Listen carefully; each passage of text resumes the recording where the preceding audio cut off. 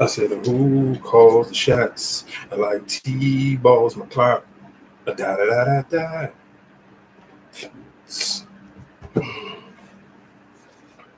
I said, Tom and Jerry shot the cat, and all them freaks came from the back. Da da da da da.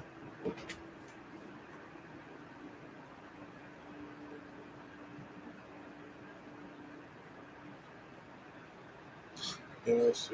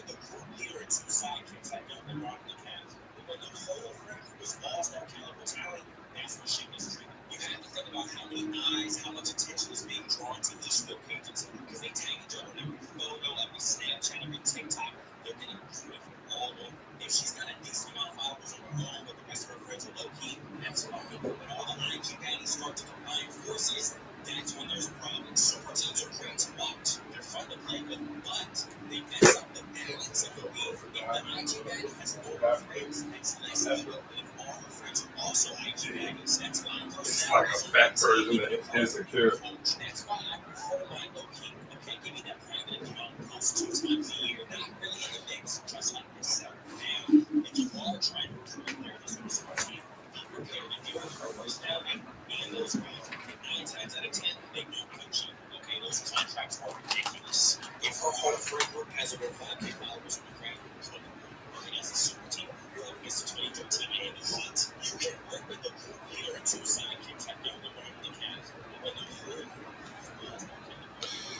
Let's get right to it.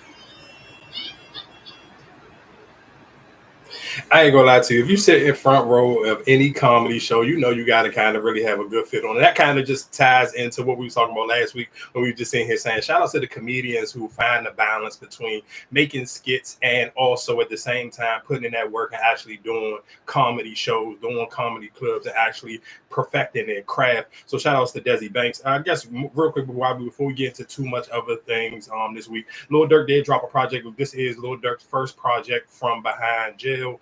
I mean, like I said, I think you can kind of get mixed reviews if you're not really honestly listening to the words. You can kind of tell just like what he was rapping about and just a lot of the material in the music. It sound like he was planning to go to jail. It sounded like he kind of knew. So let me put out something where one, I can still kind of just keep my streams going kind of up so I can make some money off the streams. Like I said, most of us don't know realistically how you make real money off of streaming, but I'm sure Lil Durk is one of those artists. Because I seen he had like 20 or 50 songs, this at least certified gold. So he was one of, I believe like for out of the newer rappers, there's like in the newer generation between him and Lil Baby, like they the only two to kind of in that atmosphere, like right after Future and probably Travis Scott, this Lil Baby and this Lil Durk. So like I said, he put out a new project. If you actually just listen to it, it's a lot of prayer talking in the Joan. He talked about his wife a lot, and you can kind of, he's still rapping about certain street things, but you can kind of tell he's just not really going into detail and making it as dramatic or as cinematic when he's talking about the music or what he's doing in the streets. You can kind of say it sounds like an album where he played it very safe. So it's like, I know for a fact, hey, I'm on trial. I'm sitting here, my trial hasn't even started yet, but I'm locked up and I'm facing some real serious time. So my very first project, I know for a fact that the DA or whoever will sit here and play this music in court. They're gonna go through it, try to figure out what they can use in my trial. So realistically, I'm not gonna give you nothing. This realistically probably is the safest version of Lil Durk you probably ever will get. Like this was like this will be Lil Durk's version of an R&B album. And I'm not talking about, of course, he wasn't on it just doing a bunch of singing, but I'm just talking about how safe the actual lyrics were. So like I said, I mean, if you are a Lil Durk fan, I'm sure you can find some songs on there that you will like or appreciate it. But if you even a real Lil Durk fan, still support this project. Like, you know that he was just rocking and rolling and sliding, because it's like you just can't ask for stupidity. You have to respect somebody where it's like, I'm still gonna put out music for my diehard fans who really just looking for some new Lil Durk music. And then maybe some people who not looking for no new Lil Durk, they can just go back to the old stuff, because he's put enough pain and put enough diss music and drill music out where you can, I mean, Lil Durk been rapping since like 2010 mainstream wise. So I mean, he got enough music out there where you can kind of just appreciate what he's already done. But I'm not mad at what he just did on that newer project. Like I said, I mean, it's just kind of common sense. I don't think realistically, I would kind of judge Lil Durk way different if he would have just went completely on a crash dummy mission and just talking absolutely insane on this project. Because it's not, like, to me, it's not worth it. Like, I respect you more as a man playing it safe than you sitting here just like, I'm just gonna send myself to jail. Like, nah, dog, it's not, realistically, it's not worth it. I guess real quick, one other thing is, man, shout outs to Rob for now. And that is the power, when we always talk about on here, the power of the internet, where it's like, you can't, like, when I first heard that, the song came out maybe like 2 weeks ago, and the joint is called What the Hell. You go on Apple Music or Spotify, YouTube, wherever, you get on TikTok, you can really get a good feel of it. And that's kind of even going back into when we were talking about Young LA last week. And I'm not gonna lie to you, Young Dro is corny for trying to milk it, even though I know Young Dro is on the remix, but I just don't like that he's sitting here like, you haven't thought about Young LA, you ain't thought about that song in a decade. So don't sit here now that you seen Young LA getting some motion back and people kind of paying attention, and you sit here and go rap your verse and post it on your Instagram. And I'm glad that people in the comment section was like, bro, you corny. Like, y'all ain't thought about this song. God knows how long you and T.I. to let this man leave him up to dry and die, and his career be like not even a thought in nobody's mind. Don't allow him just to have his moment. Like, it's cool. Like, let's be clear. I've seen people, it even started up conversations where people were even debating who had the best verse on it. And that is like that Ain't I Joint is one of those ones where it's kind of almost like, it's almost like no hands realistically, because it's like, when you think about it, like if I sit here and say who, if I'm just naming off, it's almost just like sports. Like if I just sit here and say who had the best verse on a song, T.I., Young Dro, or Young LA, if you just haven't heard the song, just by name recognition and skill level of rapping, you would say, oh, T.I. without a doubt. And then it probably depends. Like if you're a real Young Dro fan, you might say Young Dro without a doubt. But those two verses was like, again, to me, is almost remind you of No Hands, because if I say who you think had the best verse between, if you never heard the song before, if you never heard No Hands before, but now you just know of these rappers, and I say Wale, Roscoe Dash, and Waka Flocka, it should be without a doubt Wale. But then when you kind of really let the song play, the same way with the Ain't I John, it's kind of like T.I. supposed to have the best verse, but Young Dro absolutely went ridiculous on it. That's why I'm mad at Young Dro, because I feel like it's corny, but I'm not mad that you kind of want to remind the kids too, like, nah, that's me, that I smoked this joint. And then kind of even going into the conversation of what we were talking about last week when you was asking me, was it just that one part? Man, he been doing, shout out to Young LA, he been doing endless shows. Like he been posting on his page, and what's that, the Atlanta Top 20, they've been posting their joint, and like they've been rapping that whole entire song, like literally word for word. The song that got so hot that people pulling up on J Money, and actually J Money ain't even on the song, but he just, he got that part in the song where it's like, what is it, Don't I Be With J Money serving everybody? People have been pulling up beside J Money to do TikTok videos with him, just because it's J Money. Like if you even go, like you'll be like, dog, it's like, heck, put hashtag, or even on TikTok or Instagram, put hashtag J Money, and look how many people then kind of just like popped up on him just to go do a video. So shout out to the people who really make songs come to life via TikTok, because like I said, with that Rob 49 jump, like my brain kind of be like the kid dumb stuff, but sometimes I can be honest, I don't get it until the kids make you get it. And that little what the hell, I'm like, you don't get it until you see the kids make you get it. So it was kind of one of them jumps where it's like, oh, I get it. This is just like one of these stupid songs. Like he even like towards the end of the joint, it's like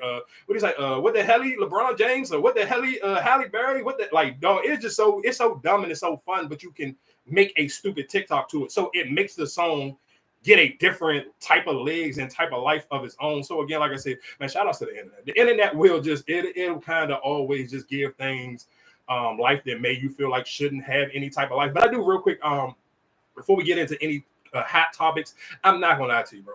I'm so disappointed in kids, and I know we had this conversation on here. This is like a running conversation when we just talk about adulting and parenting and kids. And two things that made me say that. One, because me and Marcus took his sons out to play basketball today, and just the kids at the basketball court. And I'm kind of like, in my brain, I'm thinking the whole time, like, I was a kid before, but I had to just feel like it was just like, I don't, maybe I could be just, I can't take my brain back that far, but I just don't remember cussing that much, though. Like, huh? You am I tripping, or you think, oh, like it was just like, I think it was more so like high school, maybe. Yeah, that's what I was thinking. I'm like, all right, yeah, maybe by the time I got to high school, you kind of cussed a little bit more, but I'm like, bro, this is like elementary school kids, and it's like every other word. They might have been like middle school. They look like they were like middle school age. They like they was older than Kaden, maybe. Man, it was just ridiculous, though. Like, I'm not gonna. It was like every other word, and it was just like, and when the reason why I say it go into parenting, because I kind of wonder, like, do you pick that up in the house, and then you can't wait to go outside to use it? Because it was just like, I can't. I feel it's too bad to sit here and just put it on the kids, because it's like they had to hear the words from somewhere, and they were using them the correct way. It wasn't like they were just saying random cuss words. Like they were saying the cuss words the right way. So you had to hear somebody else use them. But it was just like, bro, it was just blowing my mind. And I can tie that into just, I'm sure people who live in the DMV era, you seen the video at Pentagon Mall. It was going viral, and it was just literally a Royal Rumble at Pentagon Mall. And I'm just even in my mind, and I'm saying it jokingly when people sending it to me, and I hit them with a dab. Back in my day, going to Pentagon meant you had some money in your pocket. Like you had some money to get on the train. You had some money that you wanted to kind of either go to the movies, or you wanted to buy some Zara or whatever you was going to Pentagon, because Pentagon had a better quality of selection from between Forestville, Iverson, whatever your local mall was, or PG Mall or whatever. Like Pentagon was supposed to be kind of like almost like a date type of joint. Like even you go to Pentagon to like book girls and book better quality girls. So to sit here and see now, this is like, man, it's just a bunch of kids like treating Pentagon like it's Forestville. Is crazy. Like I'd be like, bro, I can't be that old, and I kind of got it tied into parents, because it's like that go to parenting, because it was just like, even when I'm thinking about the kids at the basketball court, it was like I just kind of like, but maybe, and like I said, I don't know how old they was, but if just for me, my eye test, and even I'm just going for how tall these kids look. I'm like, they look like they may be like, let's say 6th grade, even if they in the 7th, 8th, it's like not an adult around. It's like they just at the basketball court just stuck, and there's one little boy on the phone to me. You want to be say hey to the internet? I'm like, what? But I know this. Was young. Man, that little boy was young. And it was just like, I'm like, bro, he's a kid. So he's picking up. And that just lets you know how like you kind of sit here and got to be careful on your kids just sitting on the streaming jump. Because I know you picked that up from somebody on the internet. You picked up like, hey, you want to be on the internet? Like that's probably somebody's tag or some streamer's tagline. And it's just like, bro, he's a little kid. And it was just like, it was, and like that's what I said. I'm like, dog, I know that's why I don't have kids, because it was just annoying. It was irking me so bad. I'm talking, it was driving me crazy, dog. Like that, I'm not gonna lie to you. I'm cool on the kids thing, dog. Like that was one of them things. And realistically, even when it comes to dating, that's one of my biggest pet peeves, where it's like, bro, your kids got to still behave like kids. Like they got some type of common courtesy, some type of like decency as like humans. Because they cussing. Man, it was just. I'm not saying like it's a normal thing, but I mean, when your kids are not around, your kids are gonna do that. Nah, dog. It was just. I think the way they was talking is more so like, damn. The fuck do you be doing? You know what I'm saying? Like, and I know that like goes. They was talking like they was on the block. Exactly. That's how they was talking. They was talking like their demeanor and the way they was cussing. It would sound like I was outside on the block with some dudes in their 20s. About it, I think the only thing that probably made them sound like kids is when they sit here and talking, "Oh, I see you." You know, when they were talking about Mikey, he's like, "Oh, you greening your shot. I see you." That was the only time they was actually sounded like kids. You know. Because it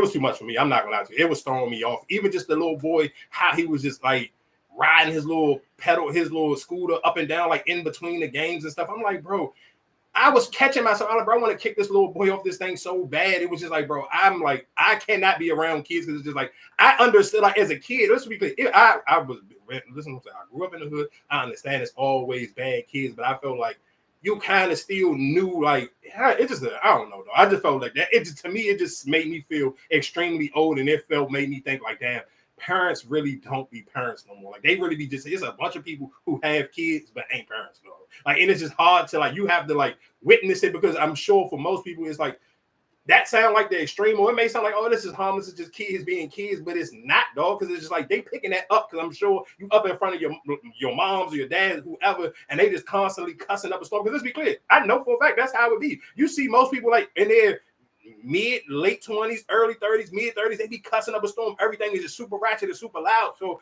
I can only imagine like a kid thinking that's normal behavior. So it's a trickle down effect where it's like, damn, the kid just OD like.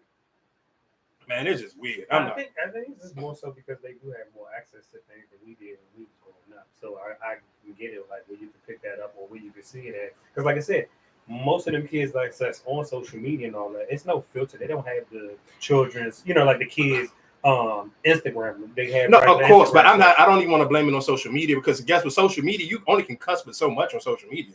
But you still can hit, but if I'm saying, but when those videos come down, when you see the videos come down, because like even I get on my son sometimes when I'm like, all right, what is that you know what I'm saying? Like you got playing.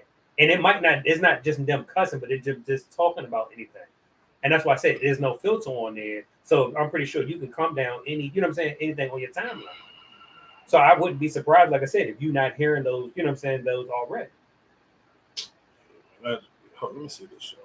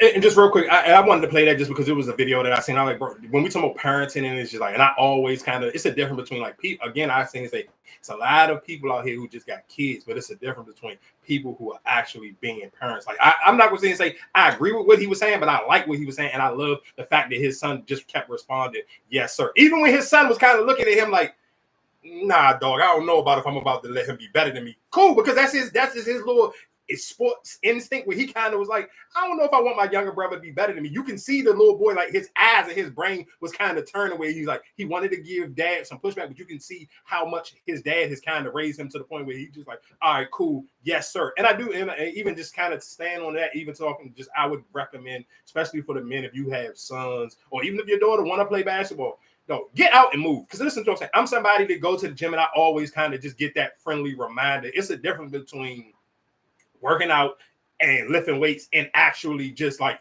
it's playing sports in shape is a lot different from just lifting weights. Because I mean, I'm sure even you can, if you be in the gym enough or you see enough people who are super strong and if they don't do no cardio, you can kind of tell by the way that they breathe. They kind of almost sometimes breathe just as bad as people who are extremely out of shape, especially. But all I'm just saying is it's a huge difference. And that's again why somebody, if you are in your 40s or the closer you get to your 40s, when you actually watch what LeBron James can do, you have a different level of respect for that from just that age group. And I think that is probably one of my biggest beefs, even when you hear somebody like Stephen A. or anybody who's even older than LeBron and you kind of critiquing LeBron. It's like, bro, if you are that age and you know for a fact you kind of can't even move to no extreme, like that, even just us playing, and I'm kind of just like, ooh, it made me even think like, damn, sometimes when you even critiquing younger people that's in their 20s, like, it's so easy for somebody to sit at their couch and like, oh, this person is a bum. But I mean, of course, when you hear other athletes talk about it, they talk about it all the time. It's like, yeah, you may think I'm a bum because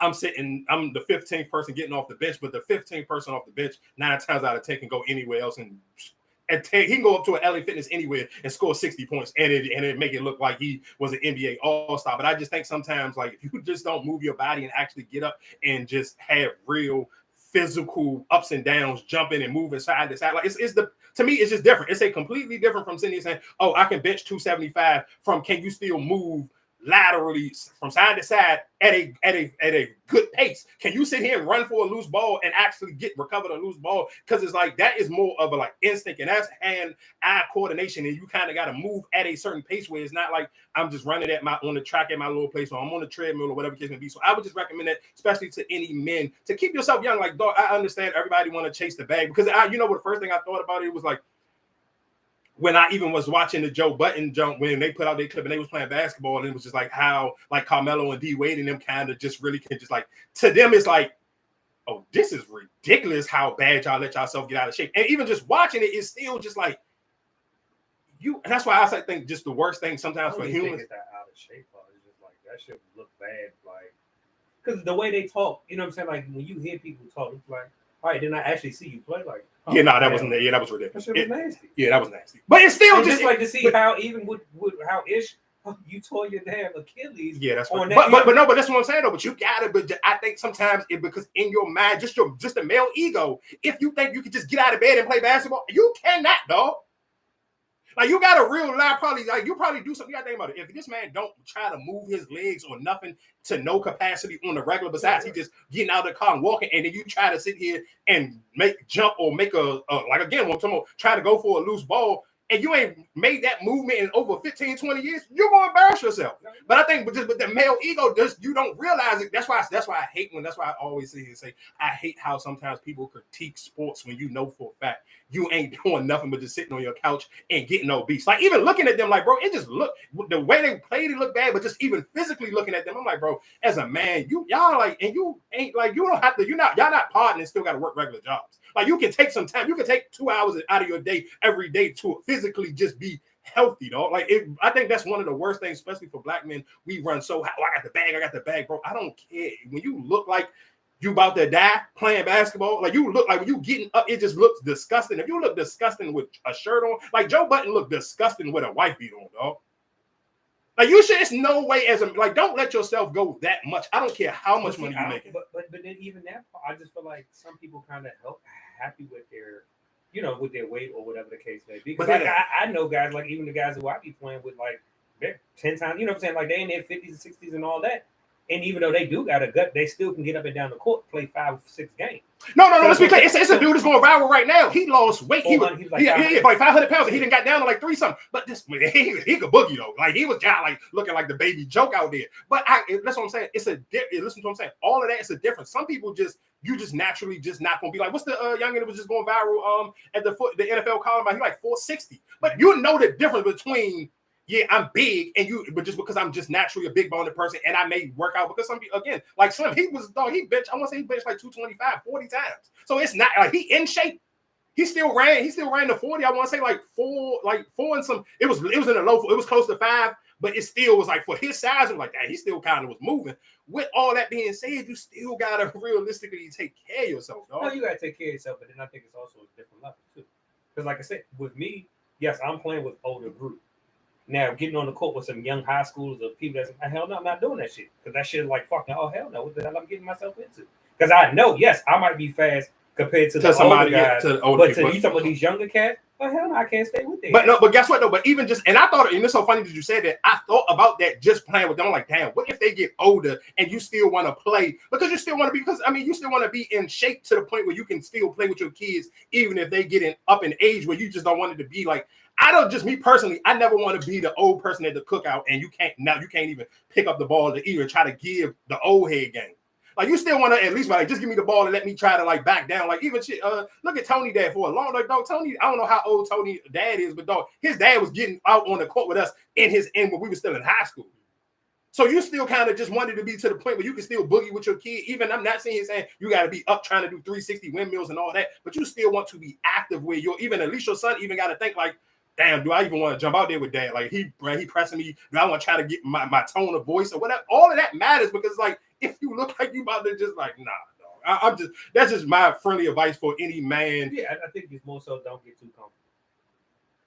You can't get too comfortable because like you said, you can get out there and then that motherfucker show your ass up. Then what? And that's another. Like I said, when you look at, and that's why I think it's just nowadays. I think people just gotta like we all are adults.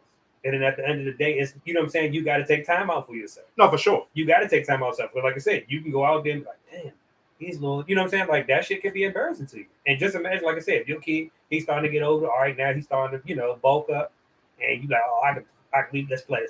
And he bust your ass. What you gonna say then? Yeah. You really can't even, you know what I'm saying? Like you got, oh, dad, don't let me take you back out to the court again. Or even if you were a girl dad and let's just sit here and say your daughter want to date athletes. Like you don't want to sit here and be chunked to your daughter's boyfriend because you got a bag. That's what you're gonna run. Like you can't like. I mean that conversation might be a little different. Wow, nigga, just imagine if you just think about it. Let's think about it real quick. Let's do a hypothetical. Let's put a scenario to it. Just imagine if you had a daughter and you sitting here saying your daughter's a beautiful young lady, whatever the case may be, and she dating an all-American high school athlete. I'm talking about a middle linebacker or whatever the case may be. You don't want him to be able to come to the house and be towering over and even your wife kind of laughing like, oh, he gonna be the man of the house when he coming in there. Like, nah, dog. But that's what I'm saying. But see, when you take it, that's what I'm saying. But when you take it there, like a lot of these kids now, oh, they 10 times your size. You know what I'm saying? Like, so I mean, I don't see how you can still look at. You still want to have this. It's still my house, regardless. That's what I'm saying. I don't think. When you say like now, if we talking about just playing sports or whatever, just playing basketball, like, oh, all right, cool, we play. He might get the best of you. He is younger than you, for sure. So it's not like you can't just say, oh, I'm just down. You know what I'm saying? Unless you really been playing. But if you don't really play like that, why would you even jump yourself out there if you know he's an All-American? It's the male ego, dog. It's a perfect example. Go back to what you just said. You got to be careful. No, listen to what I'm saying. Perfect. Just think about it. For the average person, I'm sure most people, because the video that went viral on endless pages, you done seen that Joe Budden pickup Joe. So if you listen to any clips of them, I don't care what the topic is, the way they talk and what you seen with your own 2 eyes, like, bro, you should tone every conversation. You should take that Joe down 5 tones, dog. Because you ain't real life, really. You can't even sit here and tell me you look like you was about to die playing basketball. You imagine you sitting saying you had to get a physical altercation with another man who actually got his body in any type of shape. Boy, he's gonna send you to bed.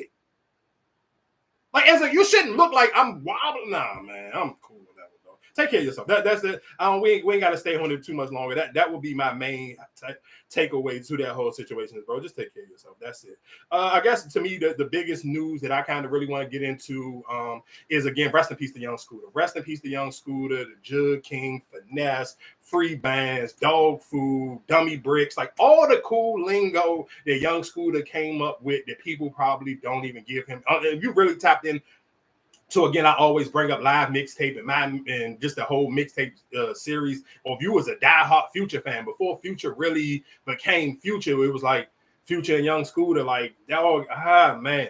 And I guess in that scene, and I did see a conversation, and of course, only sometimes it's like certain things that only Black women can kind of call out, and you kind of gotta respect it because it was just like. Nobody know the real story, and of course I'm gonna play clips of the police or whatever giving up the story. But I seen a girl post on Twitter, and she was just like, "It's crazy that this Scooter was turning 39 years old, and he was still running from the police like a YN." And it kind of made me think of it, and I thought about it. I'm like, "Damn, like dog, you don't want to be damn near 40 running from the police." And again, like I said, nobody don't know what the real story is or what was going on in that house that made him run. Like that could have been a trap house. Nobody don't know the story because it seemed like everybody kind of like trying to play it clueless or trying to sit here and like not try to indulge too much about. So who really knows what happened? So it's kind of like even when the police when they talking about it, it just seemed like. I'm gonna play the clip, and it just seemed crazy. Like it seemed like almost like of course, I don't think Scooter is big enough of an artist for them to sit here and be like they try to pull a conspiracy theory on him or whatever the case may be. But it just sounds absolutely insane. And I do realistically, I do want to sit here and say before I play these clips, because I'm not making it seem like you cannot die from a leg injury. Because again, rest in peace to Sean Taylor. That's what happened to him. He got shot in his leg. It is arteries in your leg. If it bleed out enough, you can pass away from that. So I'm not making it seem like it cannot happen, but it's just so crazy to be like, damn, they kind of like you do got a point where it's like, and that go back to the money thing. It's like, what play you feel like you had to bust on your birthday? And I'm sure most people, if you may be listening to, you know, like, well, I work on my birthday, so what's the difference? It kind of is not no difference, but it's still like, damn, I don't want to be running from the police at damn near 40. Like that just kind of like you can't. What he was running from? It should be like child support, shit like you know what I'm saying, like running. No, literally running, like physically running, hopping fences, like you, like on a. Oh, they was chasing. Yes. Oh, I thought you meant running like in a car. No, physically running, like actually hopping gates, and that's what they basically say. His leg got caught on a gate.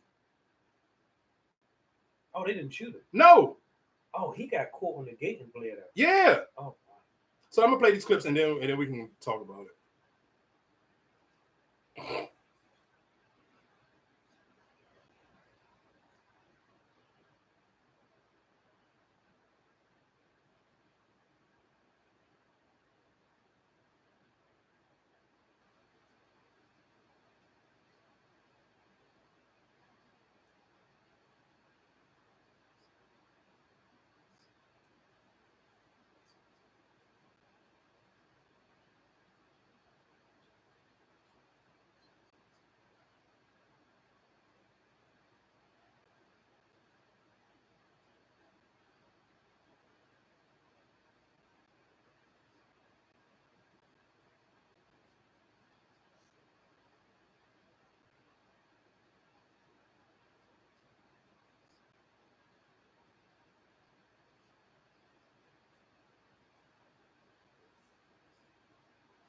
So when they say in custody, did they have him locked up?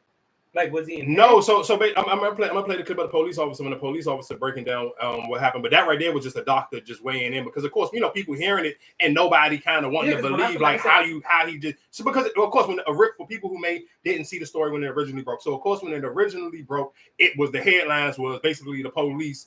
They were basically saying the police shot him and he died from a police shooting.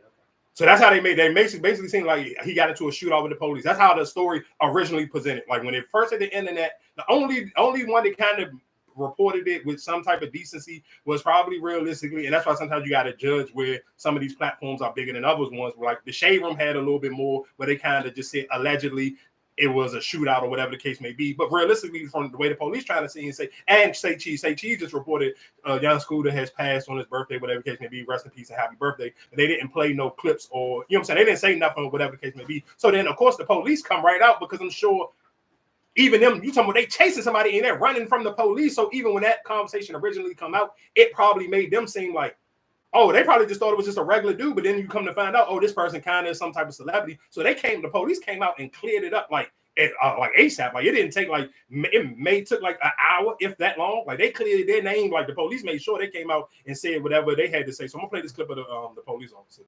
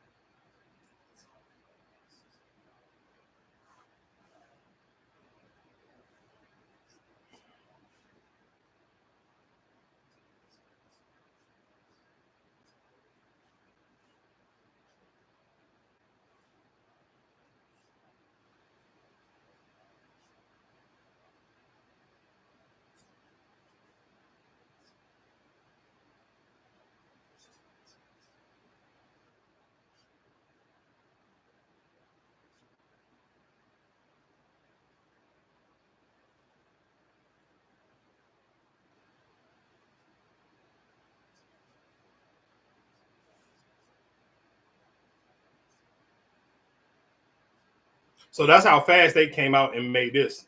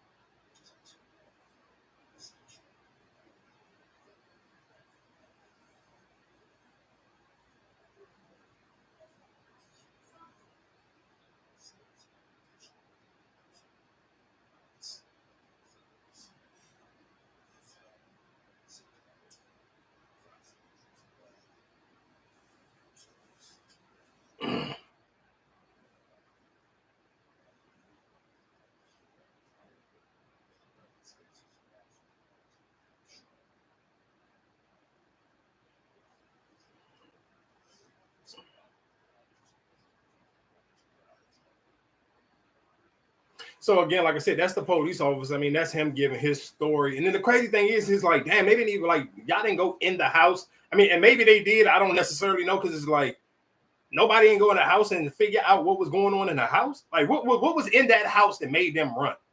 Because if you sitting here saying If he ran and hopped 2 fences, it's like, all right, so when he finally fell to the ground and couldn't move no more, we y'all caught him. Did he throw something? Like, or did he still have something on his person? So it kind of make you seem like, damn, was this like they was at a trap house with the police kind of dirty and the police? Like that to me just seemed too crazy because like, okay, they ran from a house. You see him saying they ran from a house. What was in the house? Because if you say he said you caught both people, so okay, then cool. So did he take something out the house? Like, and it was just like, all right, so just to me, it just seemed crazy. Like, I mean, I'm not saying like, okay, even if you had, let's just say it was 1 brick in it. Like, okay, so cool. He take 1 brick and then did he stash the brick? Like something to me just seemed like it's too much left out of this story. So you see him saying whoever made the original call, call 911, like, hey, it's a woman getting dragged inside the house or whatever the case may be. Then it ain't no woman there. So did y'all go in the house? So if you went in the house, because if somebody run from out of the house, that means it had to be something in the house or they was trying to stash something. Where's any of that stuff at?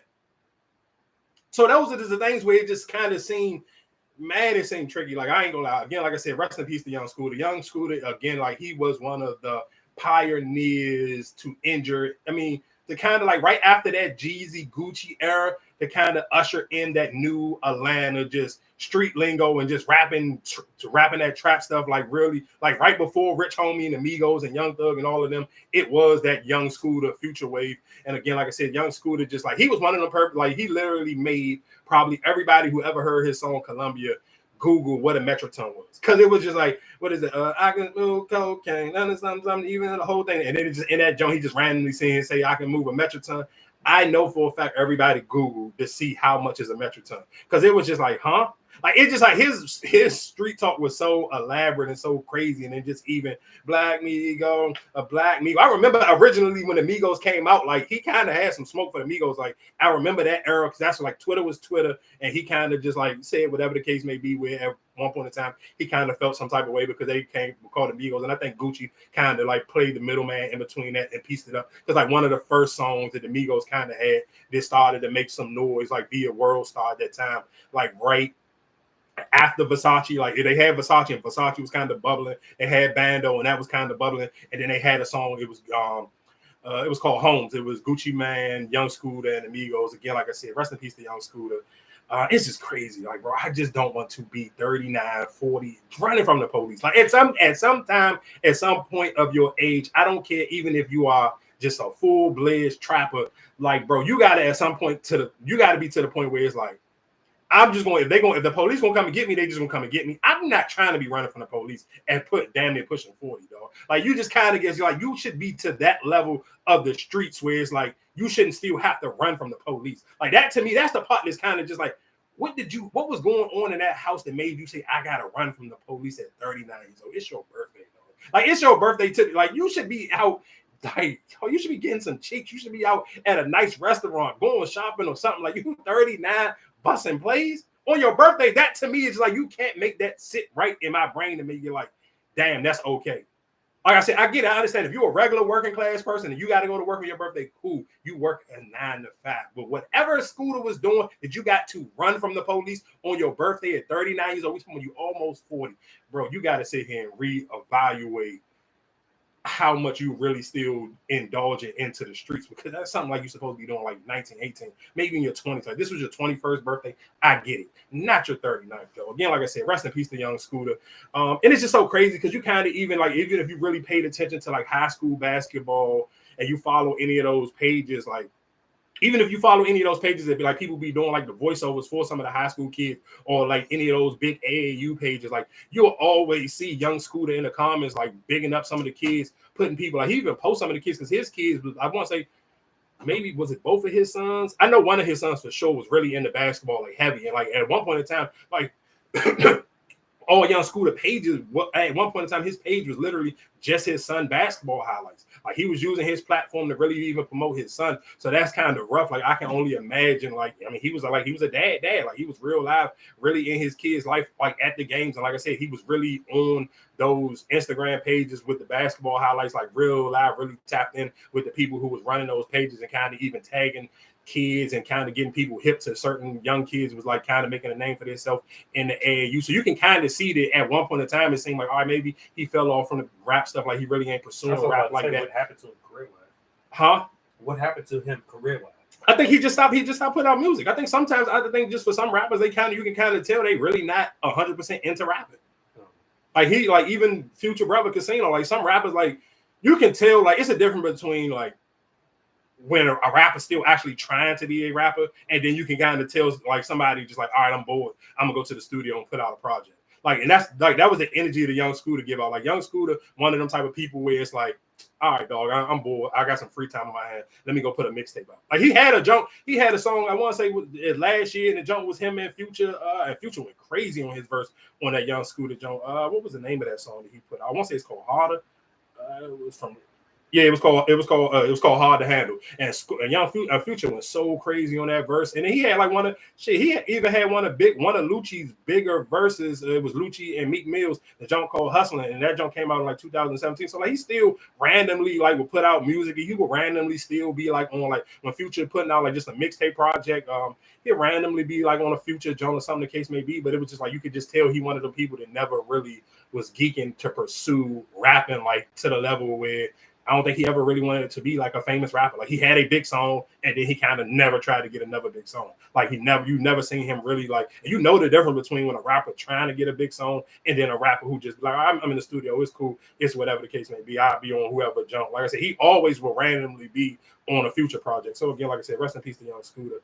I do want to get into Cardi B and Offset because I do feel like I'm not gonna lie to you. I hear certain stories and it kind of always make me be like, damn, I never know for a fact I ain't never really been in love. Because that level of toxicity that Offset had going on, sending Cardi B new dude videos of them smashing. Because it's like, bro, y'all got 3 kids. I know y'all smashed. I'm sure y'all done everything under the blue moon. So it's kind of like I don't get what's the purpose of even sending the video, because it's like you got a brand new kid. It's not. I don't even think it's even 2 yet. So I know you didn't clap chick like, bro. You said what? Not even 1. So that's my point. It's like, what do you kind of like? I don't understand, but that make me again. Of course, I can sit here and say I know most women saying, well, he should have never cheated. You would have nothing to crash out, and I agree with that one. But then it's kind of just still make me be like, damn. I don't know if I ever really been in love like that, because I don't necessarily know if anybody made me feel like I need to crash out and behave like that. Because it was just like, bro, he was on his. That's more so than that. But not love. Yeah, that's more of an no either. What you mean that's not love? Why is it love? It's love that you sent our videos to the dude I'm talking to. Where's love in that? I'm trying to make him uncomfortable. That's an ego thing. That don't have nothing to do with love. Because when you felt like maybe she wasn't dealing with nobody, he was cool. Or my new girl, she better than you. Now that she with somebody, it's a problem. That's not love. Yeah, we play these clips and then we can really get into it.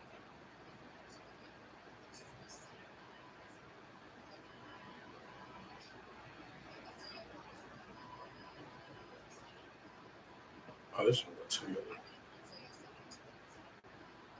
Why they block? God, they got every other word blocked. Look, I hate when they bleep out that much.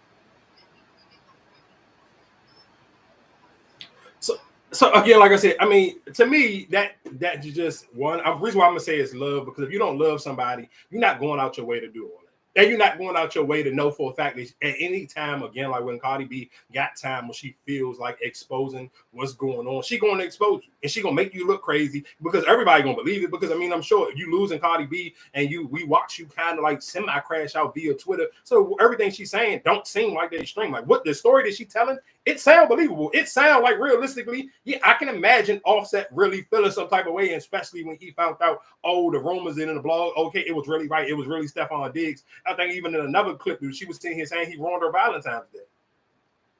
Like, so I'm sure he probably kept blowing up her phone, kept doing a bunch of stuff, calling, especially if you got dude number, you calling his phone and all of that. So, and I'm sure even for Stephon Diggs, he probably like, hey, it's Cardi B, I'm trying to beat, but I'm not about to sit here and be in the middle of this neither. Like, this is a lot. Like, nobody don't like, I'm sure, like, it don't matter. Like, I'm Stephon. I don't want my name attached to it like this. Like, yeah, do I want the buns? Of course. But do I really want my name if y'all doing all of this? Like, y'all still going back and forth via text. Even for Cardi to sit here and say she screenshotted the joke and send it to his girl saying, oh, he about to, he trying to off me and off himself. Like, it's like, wow, why do you even got his girlfriend number? Like, who is his girlfriend that you got her number? Like, why you even got her number? And that's texting her. That's why that is not love. That's crazy. That's obsessive. There's nothing love about that. But I hear what you're saying, but the only reason why I'm gonna sit here and say is love, because if you really don't care or you don't love somebody, you're not going out your way to do all this. But if you love them, you would have did it right. No, I'm with y'all on this. Let's be clear. Of course, in the perfect world, if you actually really love somebody, you wouldn't cheat. You wouldn't put them through things for it to even go to this spot. You would fix it. You got her back. And you still fucked it up. Of course. Remember when he came out on the stage with all the rest? Yeah, of course. You got her back, and then you still fucked it up. So even if you was trying to, you know what I'm saying, you really wanted to beat it, you would have made it right. That's why I'm saying, like, you doing all this because you don't want to see her happy. Because if she wasn't dating you, what would you be doing? I think he still would probably try to get her back.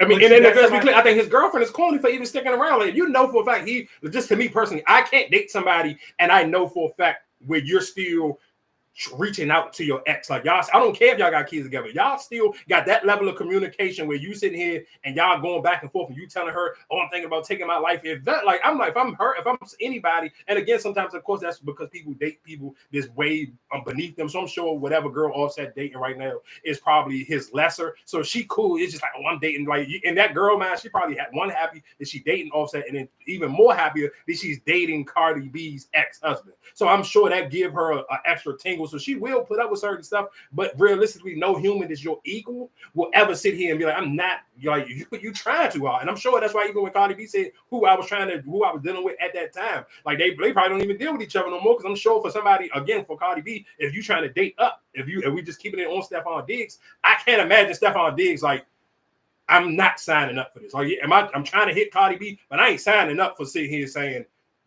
somebody just like, nah, no, that's too much. It just, for the average human, that would be way too much. Like, there's no way in the world I'm literally just gonna stay around for that back and forth. That's too much. But especially for somebody who like Stephon Diggs, we know for a fact can get other women. And yeah, there's no way in hell I'm not putting up with that. Like, I couldn't. I'm gonna tap out. But if you're not putting up with it, it's just her. You know what I'm saying? Like, would you still? I mean, because you Stephon Diggs, so it's like, all right, when it's on. You know what I'm saying? When you ready. What you mean? If I already beat, I really don't care. I'm sure I don't know if Stephon Diggs got kids, so it's like I ain't geeking to be somebody's stepdad, especially the 3 little kids. Okay.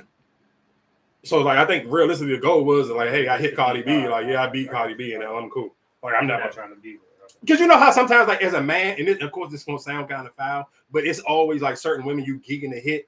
But you realistically, like, if I gotta kind of be in a relationship with you to get the buns, then it's like I'm gonna play along with that. But after I get them, if I can find, like, I'm cool, like this will be clear. You bad enough that I'm cool with being in a relationship with, but if I can find a way to get out and I can move on to something new, I'm geeking to find a way out. So if you throw me the alley-oop to get out of there, I'm out of there. And that's realistically, also, I mean, Stephon Diggs probably cracked, and now this is a clear window that Offset doing way too much. Like you sending me, if this man is texting me videos of y'all two hunching, and I'm sure that it probably realistically to make it make sense. I'm sure it probably was a recent date, and that's why he sent it. So you're trying to make him feel some type of way. Yeah, I'm cool. This gonna be my escape. This will be my way out. So I don't seem like the bad guy. I'm just gonna be like, man, you got a lot going on. When y'all figure this out, maybe we can rekindle it. I'm just gonna say that just so I don't seem like a dickhead. But I know in the back of my head, I hope it don't never get right. As long as I can see it and say under my belt, I cracked Cardi B. I'm cool. How long you pretending this relationship? Like when you say if I gotta be in a relationship to get the cheeks, like how long would you? I mean, when we say relationship, you mean realistically? I mean, of course, we sitting here saying situationship. So I mean, maybe a couple of weeks, maybe a month, even maybe a month or two. It probably depend on how good the girl is. And now you hit. I'm not saying I'm out, but if you give me an out, like especially if it's a junk, it's kind of like costing me some bread, it's costing me some energy I really had to put in time to get these draws. Yeah, as soon as I can find a way out, I mean, because it's just like I mean, anytime you can kind of get something a little bit easy and it's not costing you as much. And when I say cost, I'm sure, of course, we talking about Stephon Diggs. He got the bread. He even just recently got a new contract from the New England Patriots. It's the money is not a thing for him, but I'm sure still realistically he feel like, man, I can put my money somewhere else, or I can spend my money on another girl who don't got as much drama. Like, yeah, it's Cardi B, but it's just like, all right, that's just the name. Like, is it really worth all of that? And especially, let's just sit here and say if the box is just cool. Like, let's sit here and say it's great though. Are you still putting up? I don't, because it's just like, I mean, again, even for Stephon Diggs, you still trying to pursue a real profession. Like, you still trying to trace a career. Like, I'm sure Stephon Diggs ain't still just like, I mean, maybe, and you could argue he went to the Patriots, so you could easily say he just chasing the bread. But I would sit here and think that he kind of want a little bit more than just some money. I think he still want to still have a respectable NFL career. So it's like that, all that extra stuff, and that's an extra headache. Like another man texting your phone, sending you videos of him like hunching with your girl. Like who wants to deal with that? Like nigga, I don't think it's too much box in the world is that, because I'm sure with that text message, it just wasn't that video. I'm sure it had some extra stuff to come with it. But I'm pretty sure somebody of his stature you dealt with this probably 10 times worse. No. Hell no. How? Who? Let's be clear. If I'm not trying to put up with it with Cardi B, who the hell else am I gonna put up with that with? No, I mean, I'm not knowing his dealings, but I'm pretty sure he done dealt with a lot of the baddest of the baddest. And I'm pretty sure they got a nigga attached to him. All of them do. They got some type of, whether it's a boyfriend, sugar daddy, they got some attachment to it. So but I think it's easy to move under the radar if they don't know. Like you got them under this realistically. Let's be clear, let's be honest. All the Stephon Diggs relationships is real life. He say, she say. Nobody ain't never actually seen him with none of these. Like Cardi B is the first one you actually seen him with. And that's what I'm saying. I'm pretty sure behind closed door he didn't probably dealt with worse than this. And then guess what? And that's probably why he's still been single.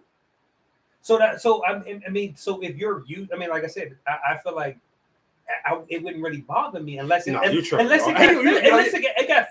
physical, then yes. No, if you don't even have to get physical, I don't want no other man just randomly texting me and feeling passively aggressive or just acting like a fucking whore. Like I don't want you just texting me just you hit me. Like just think about it, dog. Think about what I'm saying. Think about for the fact that you are another grown man and we are both famous.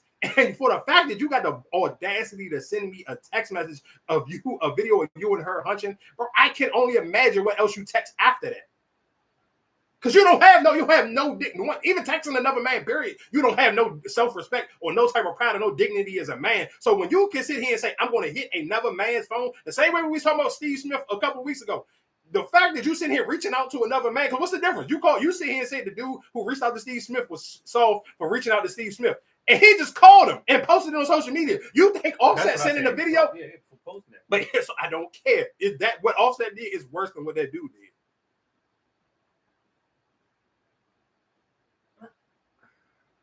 Dog, there's no way you can't tell me that that's not worse.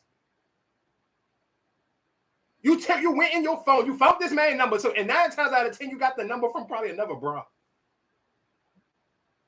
Because Cardi B ain't gonna give you the number. So now that means 9 times out of 10, you sit here and ask another girl that y'all both probably got mutual. You ask her, hey, what's Stephon's number? You get Stephon Diggs' number, and now you sitting here sending, what? Your whole sense of any type of man dignity goes out the window when you sit here and send this man a text message or call him about a woman. Niggas do it. I told you that when we was talking about the Stevens, the Smith jump. Like, bro, that's crazy. But that's why. But even like I said, with that situation, because he went to social media, That's why I said that shit. But this is what I'm saying. Though, you do it to, but guess what? Him doing Offset doing that to Stephon Diggs, you know, eventually Cardi B was going to either put this in the song or take it to social media. And at the rate that she don't put out music, she was going to take it to social media before she put it in the song. So okay, do you feel like, all right, but this is my plan to sabotage, right? That was his whole plan. To sabotage their relationship. Yeah. But so what? I don't. Why? But I'm still a man, dog. I'm still a man. Like I still gotta stand up when I pee. Like nah, dog. Yeah, that's what I feel like. It was a whole him trying to say. Yeah, cool. But so what? Is she still gonna eventually? She gonna still get piped down by somebody? You gonna keep doing this over and over? Man, yeah, that's corny. You are Offset. You are not just some random dude working at UPS. Like you are. But that's like, what I'm saying. But just because you got money, don't make you not uncorny. Yeah, well, I can't. I'm not gonna lie to you. I can't respect that one. Like that's a different level. That's a different level of cool.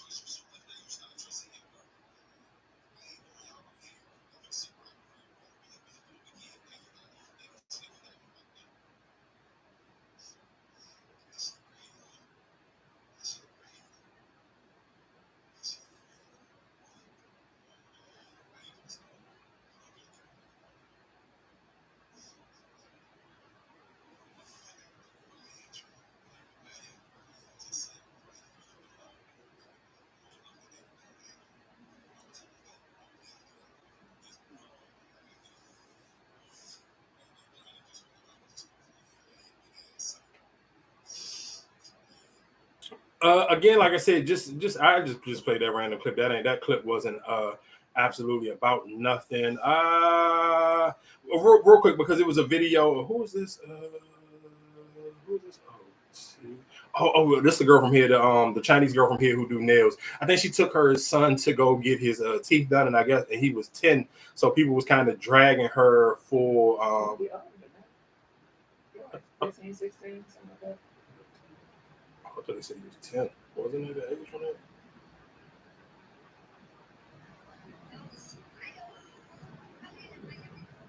Oh.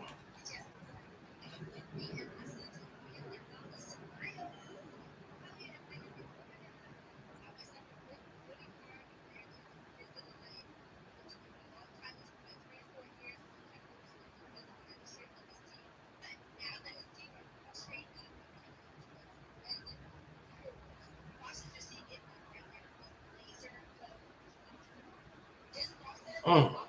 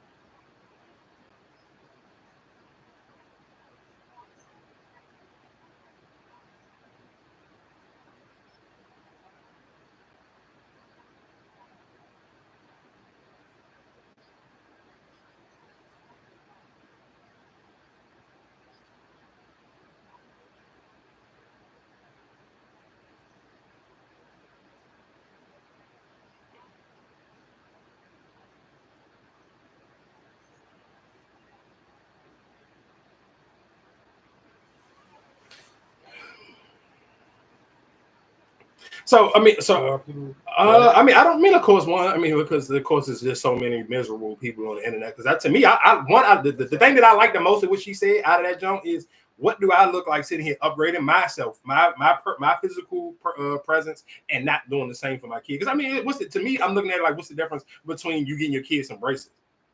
Like, I don't see nothing wrong with what she's doing. Like, I mean, you helping your kid out, especially, dog. You know how ruthless kids is when it's come to like joning on people and just talking about each other. So you sitting here helping your kid get better teeth. Like I don't see what with the pushback, but I do just know we live in a day and age where you do anything and post anything via social media, people are going to feel some type of way, especially if they feel like that's not the way that what they would do for their kids. You're gonna always kind of like put that spin on it. But I don't think, I mean, what would be the difference if you went and got your kid some braces or you went and got your kid tattoo? Yeah, that too. That's why I say like I said, for something like that, I don't see what's the problem. I think when you see the topic, you're thinking that the real veneers where they like you said, they shave your teeth down, and that's what I think. That's what I thought off the. Just off of you just reading it and just until you actually watch the video. I saw it, I was like, okay, I see. So I think that's probably what the thing was. Yeah, because even doing the teeth cleaning thing when they was putting the blue stuff on the joint and cleaning his gums and all that, I took like, damn, that kind of looked like fire. Like I don't see no, I didn't like watching the actual video, and that's again sometimes where again you have to take your time. You can't just go off of headlines because the headlines saying, oh, they giving her backlash via social media because she got her son veneers. Because now when you think about veneers, the first thing you think of is the big fake teeth, and just like you said, shaving your teeth down. She's like, no, this is basically almost like it's like caps. It's almost like getting your kid a grill, but it's their real teeth. So I mean, again, like I said, shout out to her. I'm not mad at it. I feel like realistically, I mean, Annie did a good job on the jump. Of course, you know what's so crazy? Again, shout outs to my show. Y'all know my favorite show on the internet is Pop the Balloon, and it did start a little bit of controversy. And it will be on Netflix starting, I believe, what is it, April? It's her. Her not doing it. Oh, she's not doing it. It started. I don't know if they had a date. I think it said April 16th. I can't remember. I know it's April something. But Pop the Balloon is going to Netflix. So of course that is a show that they built on YouTube and it got popular via social media. And of course when we was arguing about SNL doing the spoof of it, and I sit here and talked about like, damn, it's not giving them the actual credit. So even for this, and I get kind of. I can't say I get it or I don't understand the Yvonne Orji part. I don't know why they swapping out the host. Like I don't necessarily know. Like I don't know how you can make that thing better. Like because I don't know if the host matters because it don't. Like I mean, of course, because you see other people do their other versions of the Pop the Balloon joke because there is another one that's kind of starting to get a little bit popular. And their jokes they use pink font. So like at the top of their joke, it say Pop the Balloon in like a pink font. And the girl that hosted that one, I think she like light skin. Does she have I can't remember really what she looked like. I know she just light skin, and I know that they use like the pink. Excuse me. They use the little pink thing, the pink font over top of their videos. So it's a little bit different. I don't know how much the host matters. And I've seen people. I think in high, like you said, because she is originator or she was the one who started it, I think it would matter because if, like you said, it's popular because of her. Somebody else is doing it. And they get a Netflix check. I'm pretty sure her YouTube check ain't the same. No, of course, but I mean, let's be clear though. But it's still her show. They still own the IP too. They still own it. And of course, when the credits come up, her and her, I think that's her husband. I believe it's her husband or her fiance. I can't remember. It may be her husband. I know they got a kid together, and I know that they. I want to say they married. Okay, so they do. They are. No, they are. And no, they are 100% involved in the show. It's still their show. Let fucking Kevin Hart, somebody, you know what I'm saying? Like, then that's fine. Then if it's somebody else that's hosting, that's fine. As long as I'm still getting. Oh yeah, no, it's still their job. So they still no. So they still will have the full IP of the show, and they still will get their executive producer credits on each episode. But it's just kind of just like Yvonne Orji going to do the hosting. Like I said, I don't necessarily know. Like I don't know if the hosts really matter because I mean we watch other versions of it. I think, of course, my biggest beef when it was on SNL was just because it was just like y'all completely just like we know where you're getting it from, and you kind of just completely robbing them from their junk. But even when everybody was promoting it, even when Netflix was promoting it, they still were promoting it with her picture as the host, and they were saying with Yvonne Orji will be the one hosting it on Netflix. Like I said, I don't necessarily know because like I could kind of almost get it if maybe it was even a bigger personality than Yvonne Orji. Like she's not big enough, she's not popular enough to me to make this like just off of just namesake seeing it kind of like, oh, all right, this makes sense. Like if it was Megan. Yeah, if it was somebody where off the rip because who they are, people are going to watch it, then I will understand. Like you said, if it was Megan Thee Stallion, if it was Issa Rae, if it was Lotto, if it was Cardi B, if it was somebody with a name that people are going to watch just because of the name, then I understand. But I don't feel like, and that's not no shade to Yvonne Orji, but her name ain't big enough to where it's like she gonna make more people watch this show than who's already gonna watch it. Because I think people, again, because this girl has built up such a phenomenon via YouTube and via social media, people are going to go there, especially because it's on Netflix. And I will constantly sit here and say, though, Netflix to me is like, when we talk about TV streaming platforms, it's the Instagram too, like of all the platforms, because it's just like it's so easy and it's kind of just like even if I'm 50 Cent, I don't know how 50 Cent need to do it, but after his star stuff, like he should do everything. Again, we talk about Courtney Kemp getting a deal with Netflix, like all 50 Cent, he should try to make his shows go smack to Netflix, because Netflix is kind of one of those jumps where it's like, I don't know if people stream. I don't know if people scroll other platforms. Like I feel like Netflix, because it's just so embedded in people's brain, is like, oh, let me see what Netflix got on it. And again, while we talk about Netflix, shout outs to what's the Issa Rae joint with SZA and Keke Palmer. It'll be on Netflix, but by the time y'all hear this, it will be out on Netflix. What's the name of the joint? What is it called? Why am I drawing a blank on the name of the show? It's One of Them Days. One of Them Days starring Keke Palmer and SZA will be on Netflix. By the time you hear this episode, it will be out on Netflix. And while we talk about Netflix real quick, I did again, when we talk about just stumbling across a show, and then it goes into if you follow enough content creators, and I do follow enough of them who do like TV reviews, and of course that lady that I play, she is from the DMV area. What is her joint? What to watch this weekend, I believe, or the weekend watch, I believe that's what the name of her page is. And I seen her make a video about this show, but so I seen it on Netflix. So I sit here and said, let me just watch. Let me just something I can watch while I'm just trying to, because I ain't really had nothing else to watch in between like the March Madness stuff. So the name of this joint is called Surviving Thickness, or Surviving the Thickest. And it's a joint where it's like the best way I can compare it to it is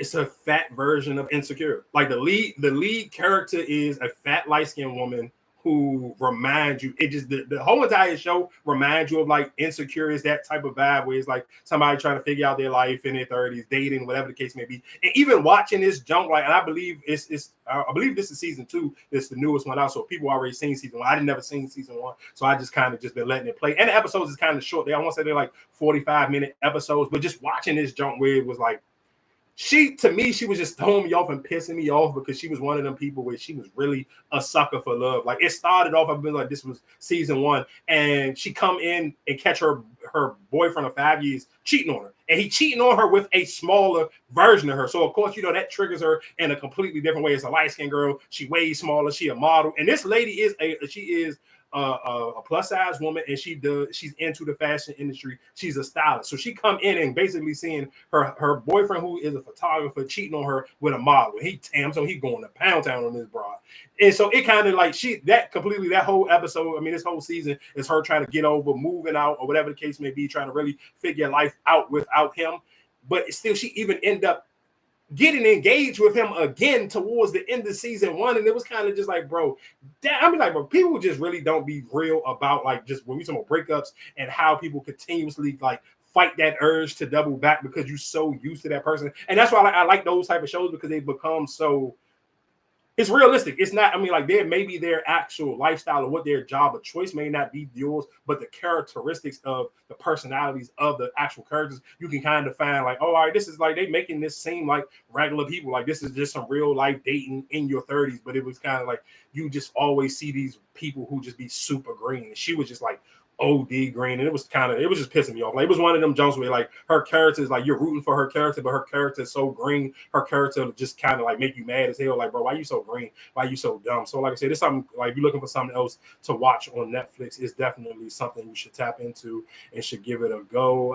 What else was going on? Okay, of course, realistically, it's still lingering around the Yellow BZ. He got picked up, and of course, his bond was $2 million, and now he is out on bond. And his grandmother ended up taking the. Did I send that one? His grandmother ended up taking the stand to help get his bond lowered. She ended up getting the bond lowered to. I want to say she ended up getting the bond lowered into like she got the bond lowered to $750,000, and she got on the stand. I'm gonna play the clip of her while she was on the stand and basically sitting here saying, basically saying like she didn't go into his finances, but she made up the part to make it seem like y'all shouldn't be holding him. His bond shouldn't be that high, because whatever you're trying to say, like he ain't got it like that. Like he got some bread, but he ain't got it like the way y'all trying to make it seem like. So I respect the grandma for getting on the stand for her. can't find these jumps.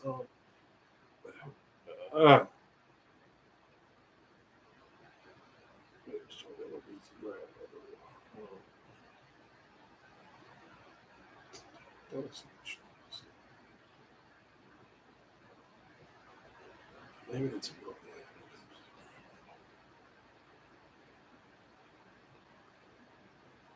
I don't know. I don't see it on none of the pages no more. Maybe they took it down.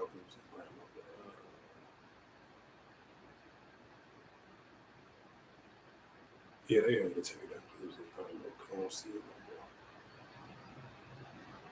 But anyway, she got his bond. She got his bond taken down from $2 million to $750,000. So he is out on bond. And then in the courtroom, of course, they replayed the video of the dude executing Mo 3 on the highway. And my only thing watching that video was like, dog, why did he get out his car? Like that was just like I didn't understand why he got out of his car. Like you stopped, like you could have just, to me, if you felt like this car was trying to cut you off and this car was like this person was coming to try to take your life, like why not crash your car? So like you felt like they didn't open shot. No, until he got out the car and started running. Yeah, because that's what I thought they might have shot at him, and that's why he got out and ran. Maybe, but we didn't see that part. So let's just sit here and say, even if that happened, I'm not getting out my car though. I'm going to crash into that car. And they was in a sports car. You talking about they was in a Camaro. That's a two-door car. You in that little whatever he was like in that little Honda Accord. No, I would have crashed that Honda Accord into that Camaro. There's no way in hell I'm getting out my car. And they're in a two-door Camaro. I would have smashed that junk up against we on the highway, dog. We would have been on some bad like dog. I would have lived. There's no way in hell. It don't even make no sense. Like you're safer in your car than you are getting out the car. Like I did not understand him getting out the car. Then he got out the car and went onto the passenger side and see him. I don't know if he got a gun out of the passenger side to try to like shoot out with. Like bro, it just that whole video just did not make no sense. I'm like, dog, what? Like, why did you think getting out your car was safe? When you use your car, you could have literally used your car as a weapon, even if you didn't have no. You could have literally used your car for a weapon. Wet cars kill people. Why would you get out of the only weapon? Even if you had, I don't know, if you had a gun in the car with you, you had a weapon. You use your vehicle as a weapon. Like I did not understand like why he got out of the car. I'm like, bro, this is like even though that video was old and I've seen it before, but rewatching it, it just kept making me say like, bro, why did you get out of the car? Yeah, I thought you got that in the car. No, he got out the joint and ran, and the dude, you watching him get out the car and chase him down, like, and then it was like in the speed Mo 3 was running at, like, bro, he was running like somebody in a drain. Like that's how slow he was. Like he was literally running, like it was like, bro, what the? Wasn't it traffic or something? Yes. So he probably couldn't get out. Like he was in traffic. So where was he going to go? No. You saying traffic like after it happened? No, why they? I mean, it was on the Beltway.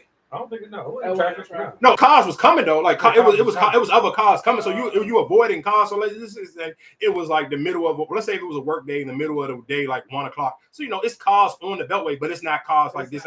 It's not rush hour traffic, but it's cars that's still moving. I'm like, still, you could have used your car. If you would have just sit here, let's just see and say they shot you first, so you see that this car shot you or whatever the case may be, or it's following you. Why not take your car and crash that car into something else? Like, or even try to crash into that car and have them crash into the guardrail or whatever the case may be, then try to get out and run. Like, why would you get out of a car and you know that they still in a car? I thought it was traffic. And especially if you're not like you can't, because that don't look like it's sitting up high, so it wasn't like you could just jump over the jump. Because if you would have jumped over, then you would have probably killed yourself. But it was just like that just didn't make no sense to me. I'm like, dog, what are you doing? Like, come on, dog. He threw me off with that one. Again, like I said, rest in peace to Mo 3. I don't know. I kind of don't know honestly how you can kind of shake that one. I do want to play this clip of DDG and Bia, and I do think, and of course, the one thing again when we're talking about just how the blog pages pick up certain things and how they clip it up, and how again I know for a fact. I mean, I say this every time we got to talk about DDG. I understand a lot of people aren't familiar with DDG's dating history, his music career, or anything. They only know him for dating Haley Bailey.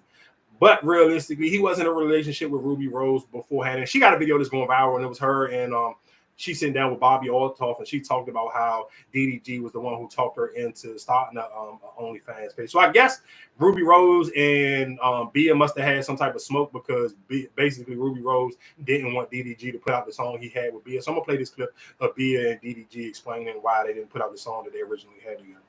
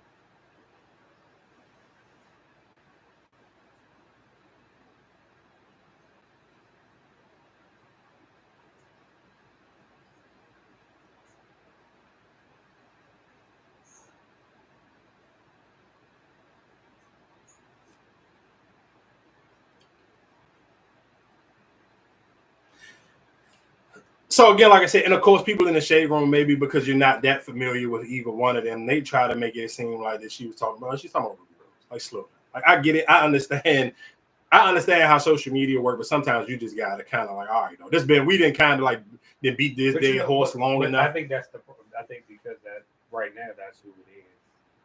You was last week, and but I mean, just still, but even again, but my only thing is just like, all right, y'all know who this dude is by now. Like y'all didn't drag him enough to sit here and act like you don't know who he is. That you should at least know to the fact that all right, this man was in another relationship, it's literally a video of Ruby Rose going viral right now, like on these same exact pages. I can literally go on this and play the same on literally today on this the same exact day this video was going viral. The Ruby Rose joint was going viral with her sitting here saying DDG was the one that talked her into sitting here starting her OnlyFans page, and that was during the shutdown. And you're absolutely right about it because I think it was what was it, Violent Now? I think it was on, and he was on there, and somebody was like, "Oh yeah, I heard you on a little YouTube," like cracking jokes from like you're a little YouTube kid, and nobody know who you are. And then when I heard, I think it was a song that he performed because I think it was him and Yvonne Orji.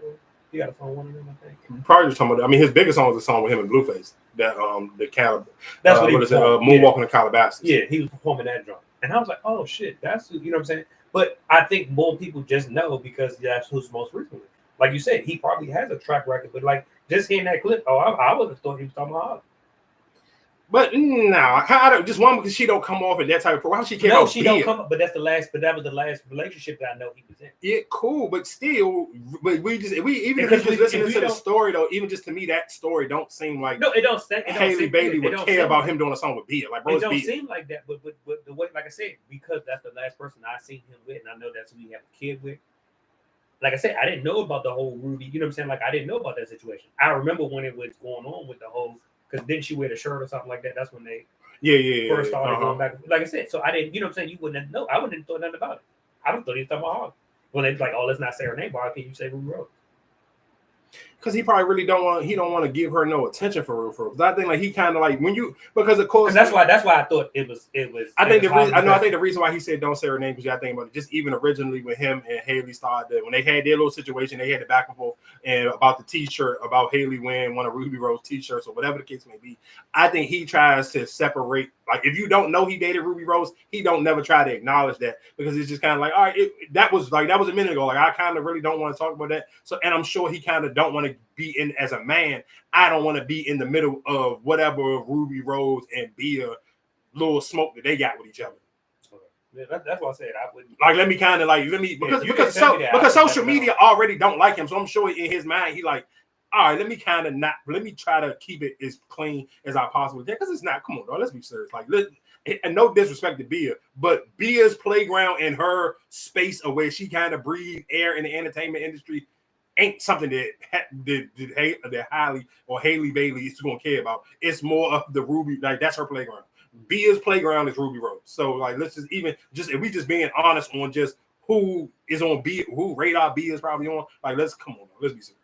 Y'all barely know who DDG is. Like, you really think like Haley Bailey cares about Bia? No disrespect to Bia, but let's be serious. All right, so I do want to play this clip of Funny Mike. People were giving him, they were going crazy on him. Again, we talking about how people on the internet try to critique people, how they raise their own kids. So I do want to play this clip real quick.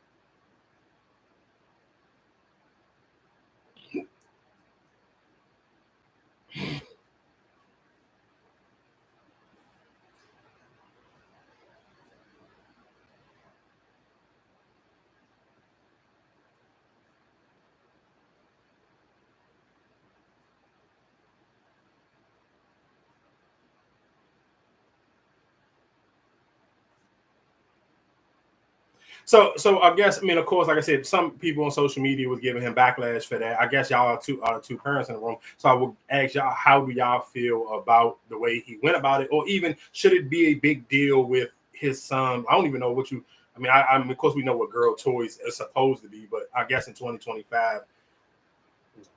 I mean, the way he talked to him, I don't think that is as a father, like you saying that, because like what is my other option?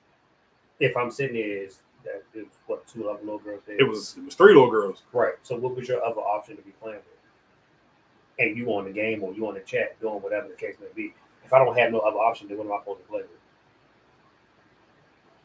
I mean, if they home, if they home, I guess you can go in your room and play with whatever toys but you got. But that's what I'm saying. But if we all sit, like I said, they all was sitting in there, whatever the case may be. If you're over there and all they do is grab girl toys, let's say I'm over your girlfriend out. It's not my girl toys over there. Then what else am I supposed to play with? What else am I supposed to do? Like I said, the way he was talking to him, I felt like I'm gonna put you in the pack. Like, come on, like that's what you said to the kid.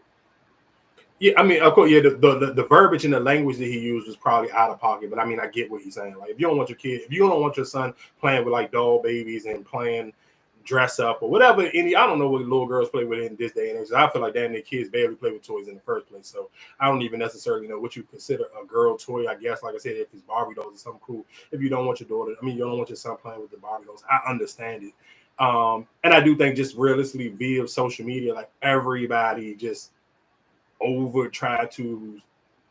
everybody tried to parent everybody else's kids via social media. And I always sit here and say that's one thing I hate about the internet, because they make it seem like everybody ain't from the same place. Like I want to say he like from Louisiana or something. Like just listen to even how he talked. Like it's just like it's one of them Boosie type of, like if you ain't like, it's like you got to kind of understand like it's Boosie. Like, and I think even to the point where people kind of realize like, all right, Boosie is from one of these dark red states where, yeah, of course, we kind of like sometimes in people's mind when you think about red states, you only think about the racist white people, but yeah, them black people damn near just as bad as them racist white people.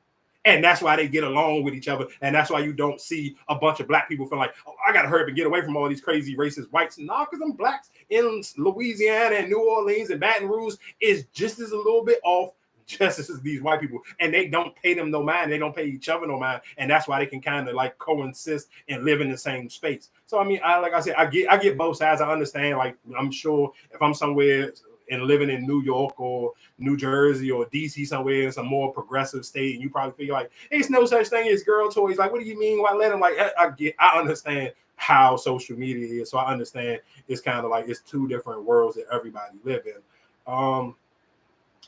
Who else?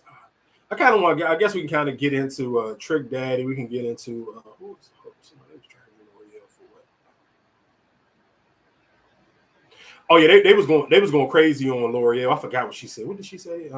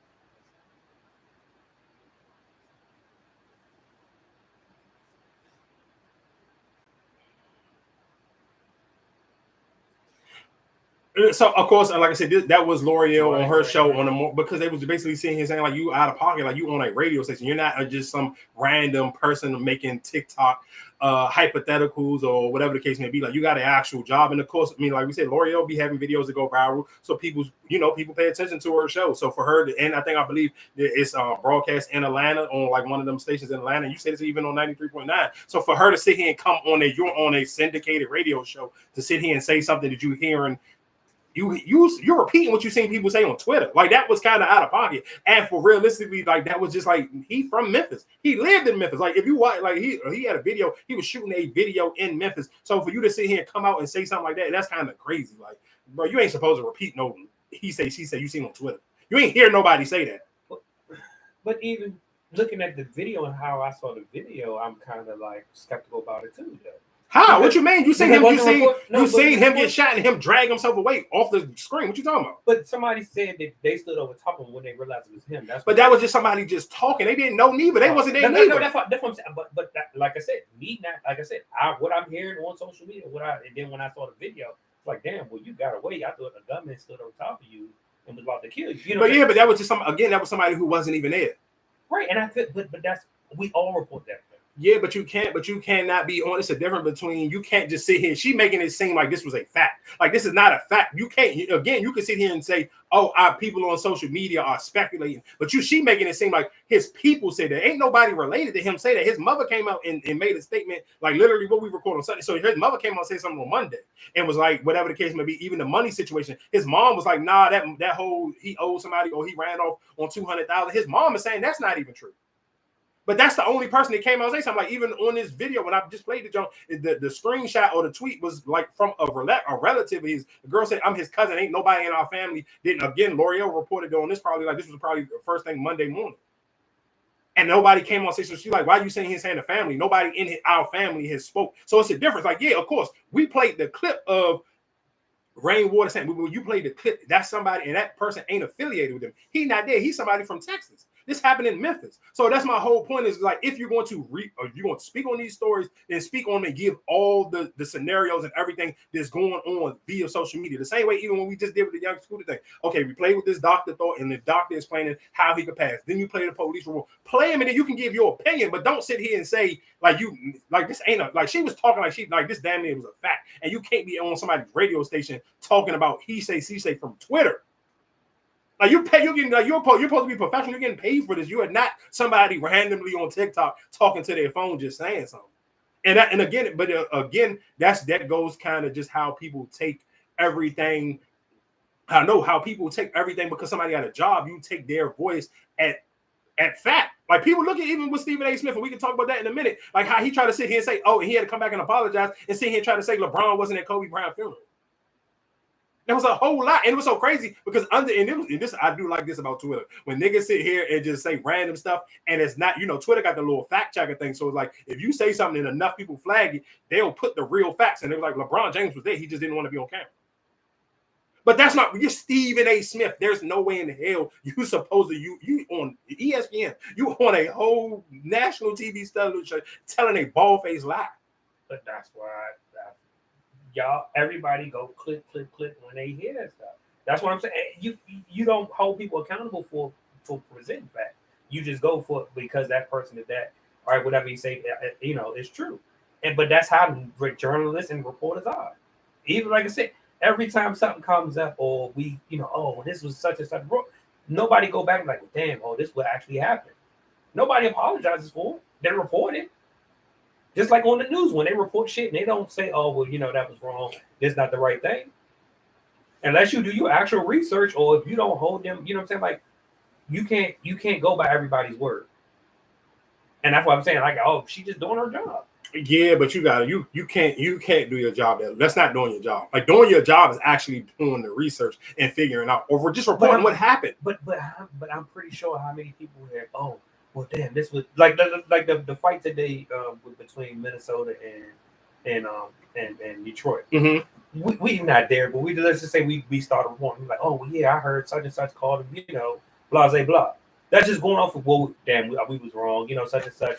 Yeah, but listen to what I'm saying though. If you I hear what you're saying, but even if you tied into Stephen A. Smith, that is the reason why Gilbert Arenas' podcast is so popular. That's the reason why Jeff Teague podcast is so popular. That's the reason why Draymond Green podcast is popular. That's so why Paul George podcast. Because guess what you end up doing when you do that? And I've been telling y'all that a million times. These people just got good jobs. I don't take nothing that they say outside of you got a job, and I can tell when you pushing the narrative. And what Stephen A. Smith did to LeBron James with that Kobe thing, he just proved to you that you can't really just take what none of these people say at these networks because they work at it's still a job. You still get a check from ESPN. This is not you. Like you lose credibility from your audience. You literally just prove to your audience like, oh, how can I trust anything else you say? Because you literally just lied to us.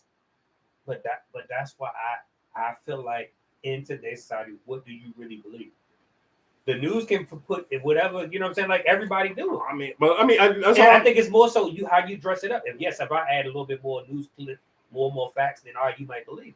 But everybody dresses up a certain type of way. No, I think it's some people who speak with real integrity and really, and that's why people love. Perfect example. That's why people love Joe Rogan. Not saying he could. I don't know. He could lie, but I think more people love Joe Rogan because 90% of the time his stuff come off as authentic of what he believes, and he don't. And guess what? Even if he's saying something wrong, he don't make it seem like what he's saying is law. When some of these people talk, when you talking and you trying to make it seem like what your words is law and it's a fact, and you know for a fact it's not a real fact. It's your opinion. It's opinion based, or is he say based? Then let it be known, like, hey, I'm hearing people say this via social media. Don't make it seem like you got like, because what the word she used and why people got upset is because she said the family came out and said this.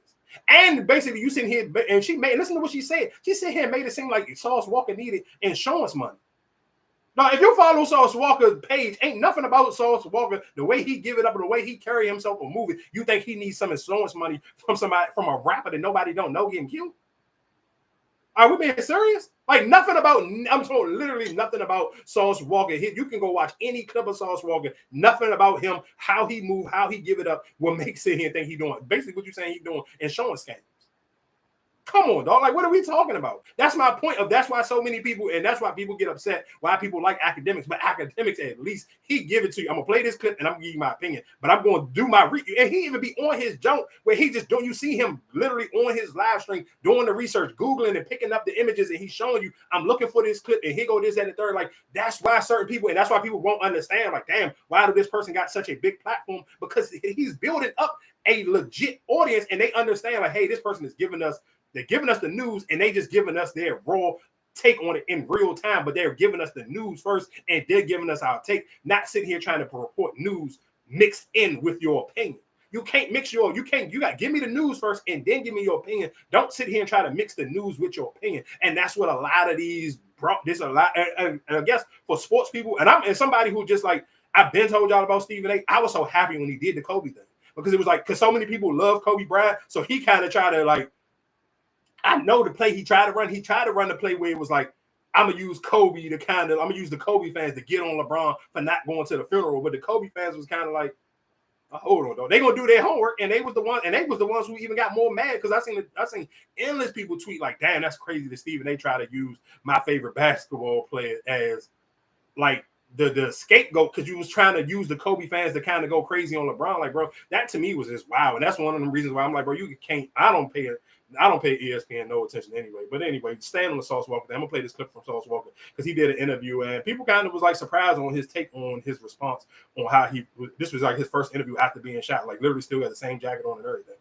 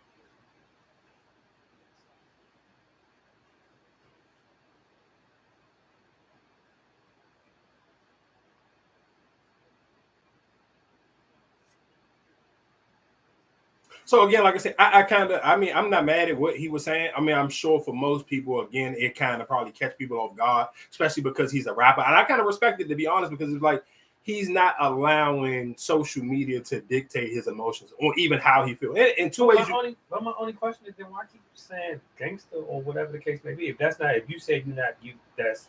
I mean, he could be just saying that just for the camera, to be honest. I mean, just. But how is his rap? That one. I mean, I never heard a song from him, so that's why I'm just like, well, how do he rap that? I mean, his raps is more. I mean, he raps street stuff, but I think a lot of his rap is more getting money, more player. Like, I mean, don't listen, because he does great at telling stories. I think one of his popular projects, maybe it was almost 2 years ago now. Maybe it was a Ghetto Gospel 3. He really be talking that talk on it. But I understand, just like, I mean, sometimes you kind of, and then I think sometimes if I'm being honest, when you sit here saying, did you know for a fact that listen to what he was saying, his life could have been gone. He's being honest and vulnerable and being real with himself. Like, bro, they spared my life. I ain't about to sit here like I wouldn't even, to be honest, if he got on camera and was talking all rah and tough, I don't necessarily know if I would respect him, because they did spare him. Like, you seen them sitting here like he got hit and he crawled away off the camera. Like, you seen like that camera angle or that camera view. You seen him get hit and him be able to drag himself out of that camera space, and you watch them dudes get behind that car and gun down his man. So you if you being a man and you being realistic, you can be honest with yourself and be like, bro, they spared my life, because it's not what else. They didn't come back and chase me. They did what they wanted to do with him and got back in the car and they left. So I'm just saying, so I respect him just being honest, where it's like, bro, they spared my life. It could have been easily whatever, and whatever dealings and beef that he had, you can watch through that video. It was like they came for a reason. This wasn't like a robbery going bad, or this wasn't like, in the wrong place at the wrong time. You can watch in that video, in that surveillance video, you watch them people come to real life. They came to do what they wanted to do, and they did it and left. I respect him being honest and being real and not coming on the camera and trying to be rah like, oh yeah, when I catch them, it's gonna be up. No. But then my question is, do you feel that they might retaliate on you? I mean, he don't live there, so I mean, you don't never have to go back to Memphis if you don't want to. Right, you don't have to go back there, but that's my whole thing. It's just like when you talk about, my brother this, my brother that, and just like you said beforehand when we was talking about the whole Lord Dirk situation, if that's your blood and your brother, whatever the case may be, you're not going to let that shit. I mean, I hear what you're saying, but that's not his real brother. That's just the way he talked. But that's it. I mean, that's somebody who signed to him. I think that really, and I think the two different things. Again, when you're talking about Lil Durk, his music career, his popularity, the region of rapping, what they stand for and what they represent is completely different. Like, even like Houston, and that's not no disrespect to Houston or Houston rappers. Houston's MO, if you go from Mike Jones, Slim Thug, Paul Wall, Chameleon, even if you want to tie Bun B and Pimp C into it, none of them guys come off like they make street music, but they don't make gangster music where it's like my whole image and my whole persona is I'm going to kill whoever. Like, that's the whole entire Chicago scene. So it's hard to sit here and judge somebody from Houston the way they may behave compared to somebody from Chicago. Like, Chicago rappers got popular for sliding on niggas. Like, that's drill music started in Chicago because, that's how they give it up. So it's like what you hold in. It's almost like we could tie it into sports. You ain't going to judge Anthony Edwards or Shea Alexander the same way you're going to judge Steph and LeBron when they get in the playoffs, because they ain't done. Like, that's not what they built their career off of. LeBron James has built his career off of chasing Michael Jordan. He's the GOAT and this, that, and the third. So his level of performance when he get in the playoffs, it's championship or bust anytime the playoffs start. Where, okay, if Minnesota get put out in the first round, all right, it's cool. If Ja get put out in the first round or the second round, oh, cool. Well, at least the Grizzlies made it to the second round.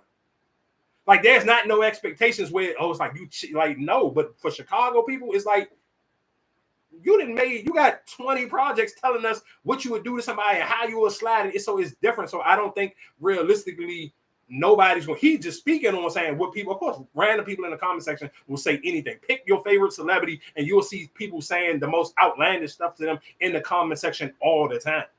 So he's just speaking ahead of time, but I'm just saying, to me as a man, and if you're being real with yourself, knowing for a fact that you literally just a couple of days ago face death in the eyes. Like, you probably seen your life flash before your eyes. I respect him for sitting here saying, like, bro, y'all got it. You let me, you could have literally took my life. You didn't. It's cool. I'm going to just leave it at it is what it is. Like, I ain't got too much. And like I said, he may just be saying it just because it's on camera. Maybe after the camera, he may feel some way completely different. But I'm just going off what he's saying on camera. I respect it because you being honest and being real. I watched them niggas they had machine guns. They could have literally hit that dude and literally he was dragging himself. Like, if you watch that video, he didn't get up and run. He was dragging himself off the camera. They could have easily chased him down and gunned him down too.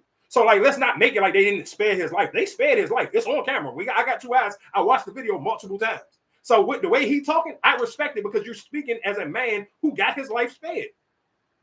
I don't care what you put in no rap song. Like, nigga, what this? You were still a man in real life. This happened to you in real life, not on a rap song.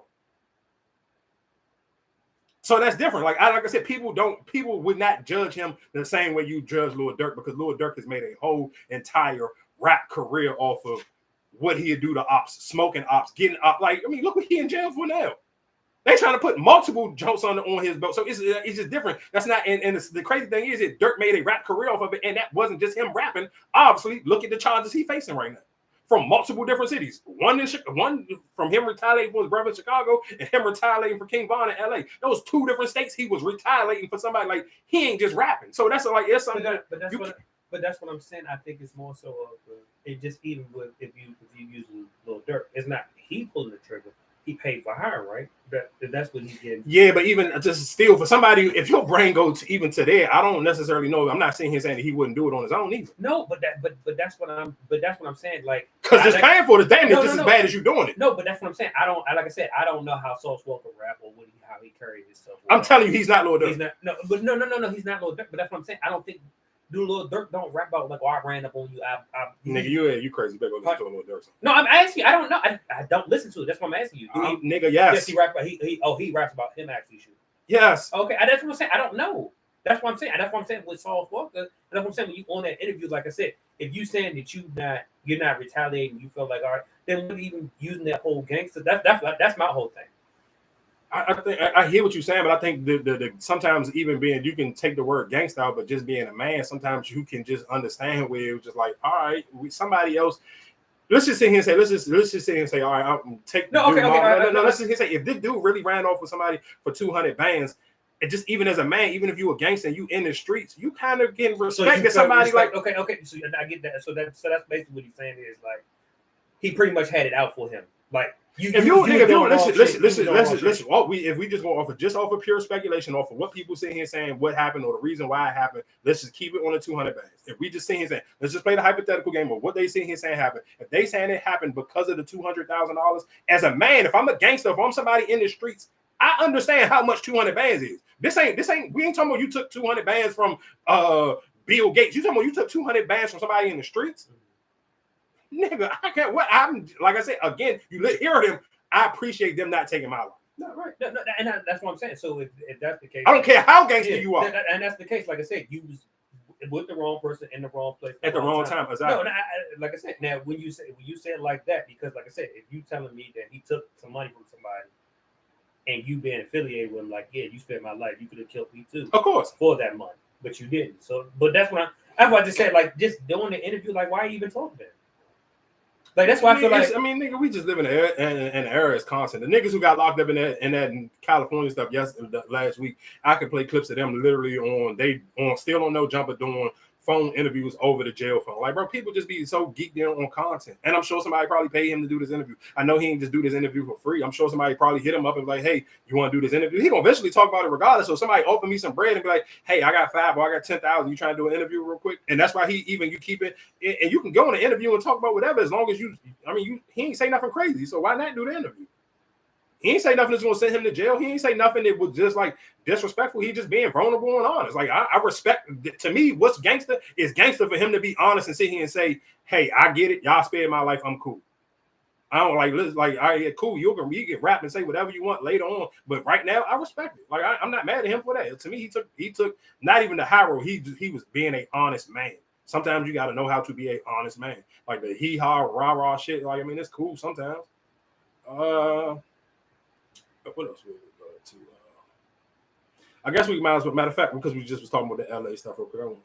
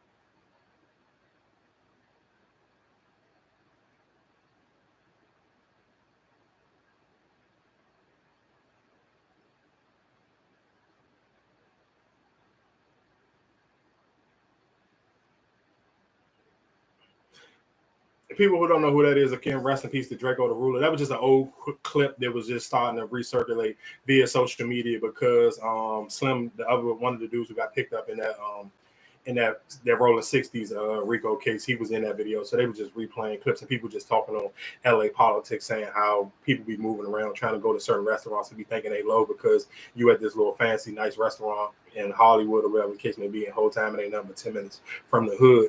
And again, and I guess even that conversation kind of got brought up because Meek Mill started to retweet and sit here and talk about how he never seen Slim in person and it's crazy. He just making up stories or whatever the case may be.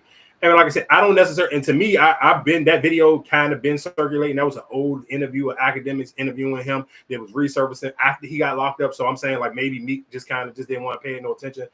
I don't necessarily know. I don't live in LA, so I don't know what the real politics was behind that. If that really happened to Meek, for me, if I'm Meek, I mean, I get it. Just say here and say it's not real. I do think Meek probably should have been responding to that when I heard about this a minute ago. But I mean, like I said, sometimes some people feel like, all right, if it ain't got enough traction, I ain't got to address it. But then that story kind of, it made its rounds and it started to get picked up by all the blogs. So I kind of understood why Meek felt like he had to say something now.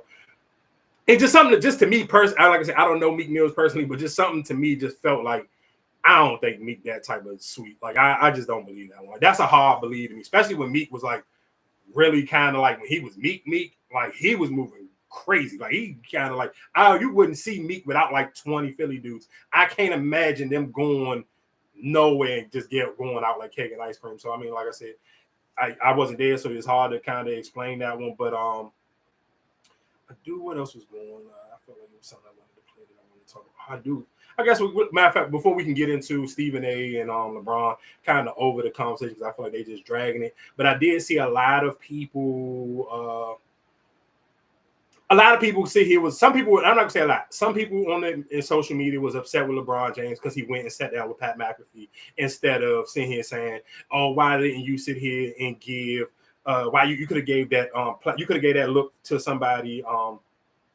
You could have gave that look to somebody else. Like you could have gave it to somebody black. Somebody black could have used that platform. But I think a lot of people don't understand just that move for LeBron going to sit down with LeBron to go sit down with Pat McAfee was more chess. Then it wasn't. I'm trying to give highlight somebody, help build somebody's platform up. This was realistically, if I'm being honest, this was a big FU to Stephen A. Smith because I mean I'm sure because they on the same network, but it's still competition. It's still a numbers thing. Stephen A. likes to be the man at ESPN. He likes to have the highest numbers at ESPN. So LeBron, for it to be LeBron James, for LeBron James to go sit down at Pat McAfee is going to help Pat McAfee numbers go crazy. I already told y'all Pat McAfee is kind of above and ahead of the curve of everybody else at ESPN because he also streams his show live on TikTok. So he on TikTok live while it's streaming live on ESPN like in real time. So he kind of like he understands the social media game 100 times better than Stephen A. Like I told you, I feel like Stephen A. has been trying to play catch up with the internet since Shannon Sharp left Fox Sports and even kind of really got when you seen Club Shay Shay get evolved and Shannon Sharp's platform and Shannon Sharp's platforms get bigger than just sports. If you actually paid attention and pay attention to the timeline, that's when you kind of seen Stephen A. Smith uptick and started to talk more about politics and started to do all these other extra things because he's trying to keep himself relevant and just as popular as Shannon Sharp. Because now Shannon Sharp is to the point where he's more popular than just talking about sports. Like people want to hear him talk to rappers and do other things, and he's built his platform in that way. So I do want to play this clip of Ray Daniels. I do completely disagree with him because I think just to me, I understand just. I listen to ESPN enough. I mean, I listen to ESPN enough to hear Stephen A. One of his biggest things, even with the #1 morning show, even when he do interviews, like that's one of his points where he kind of beat his chest with, hey, it's a numbers thing with him. So kind of just like because you want to be the #1 thing at ESPN, LeBron James sitting here knowing for a fact, soon as First Take go off, Pat McAfee's show come off, what's the best way to stick it to? Could he went to sit and do First Things First with Nick Wright? I mean, he could have, but it's kind of like it makes it a lot more. Take this one. I'm gonna do it on your network, so your network can even look at these numbers because since you the numbers man.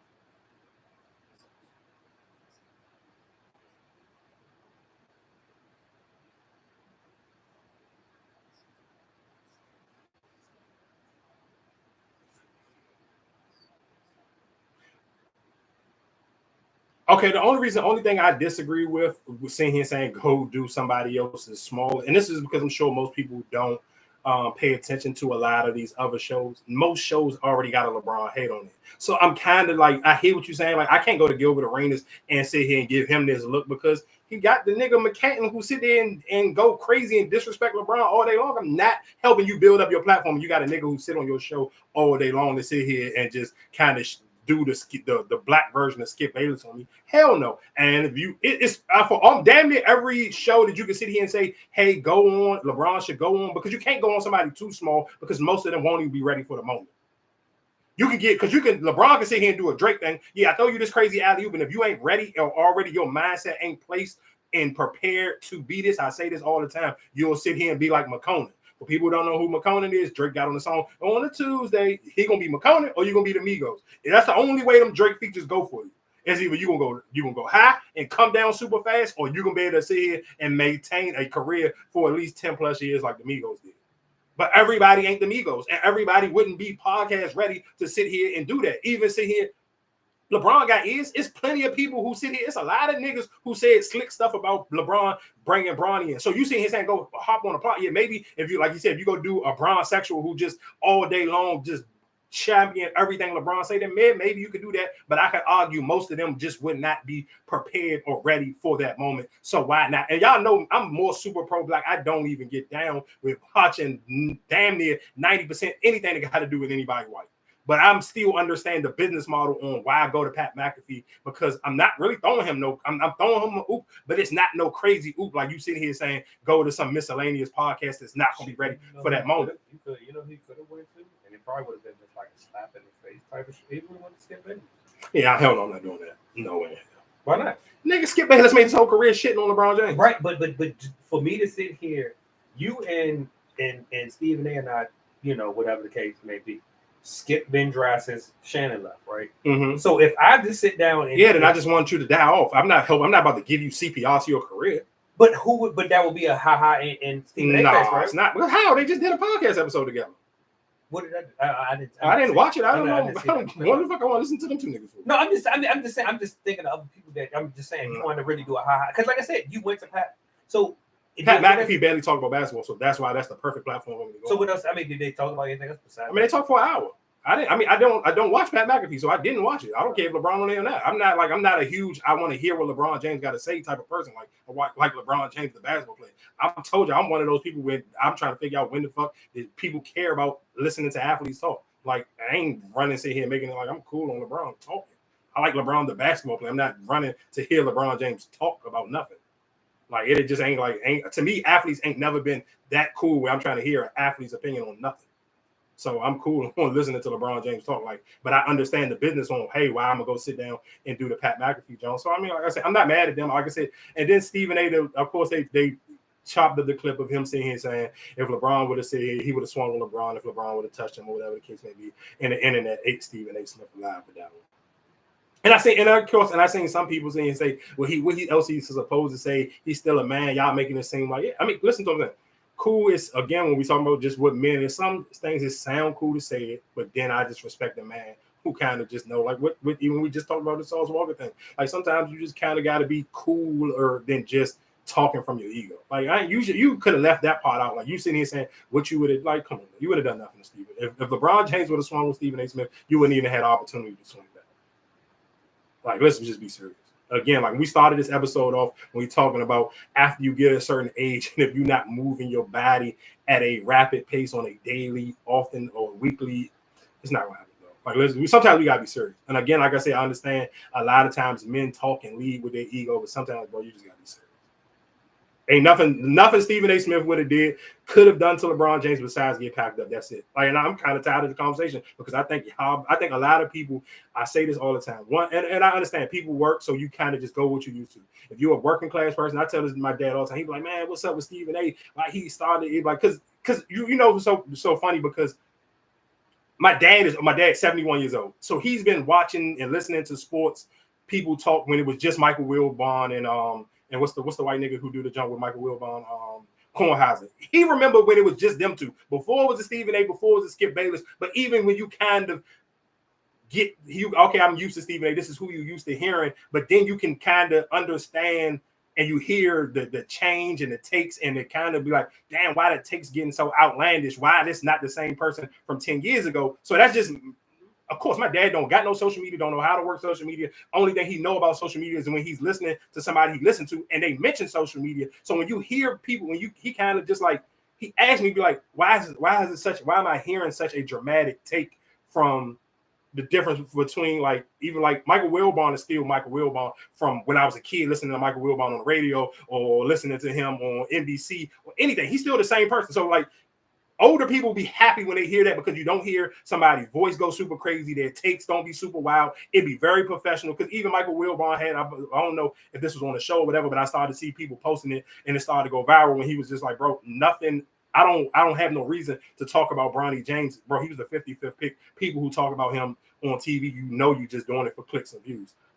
So him saying that, of course, it went viral because it's going back off of this Stephen A. LeBron situation. But like I said, with all that being said, I'm telling my dad, I'm like, you watching ESPN on actual ESPN in real time. You got to think about it. You older, you got that luxury where somebody younger like myself, you're not sitting in the house at 10 a.m. watching TV. You out and about. So now the way Stephen A performs and his takes he's given is more for social media. It's catered his takes where he know is like, okay, this is gonna go crazy. If I say this on the show, it's gonna go crazy on the Instagram reels. It's gonna go crazy on YouTube, the clips or whatever case may be. So now they're talking and giving their takes for social media.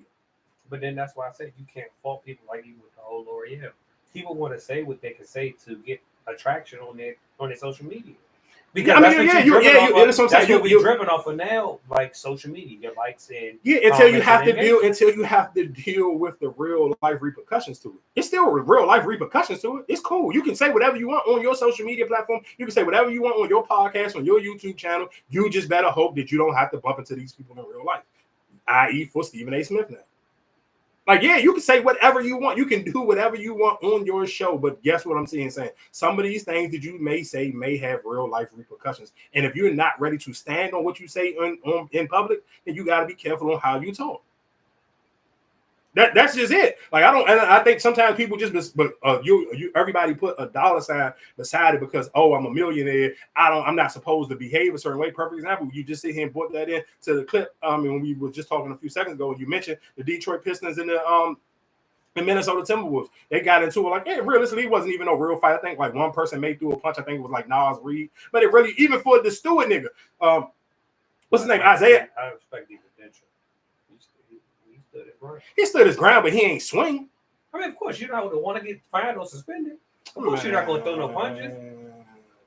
I felt like it was Nas Reed doing the most because Nas Reed actually hit somebody. No, he didn't. Yes, he did. You better look at a different angle on that video. Yes, he did. Nigga, Nas Reed hits. He literally was the only person that swung a punch. Maybe I'm looking at the wrong person because the video that I saw, he grabbed David Chicho by his shorts.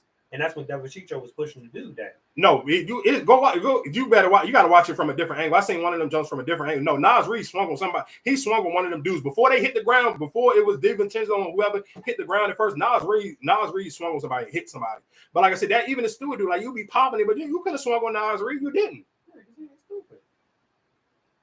But you played Billy Badass like you wanted to bump with niggas. Like you was somebody now because you was supposed to faking on LeBron. You faked on LeBron. You got with Draymond Green. You pressed Gilbert Arenas out. Like, nigga, if you really gonna get active, get active.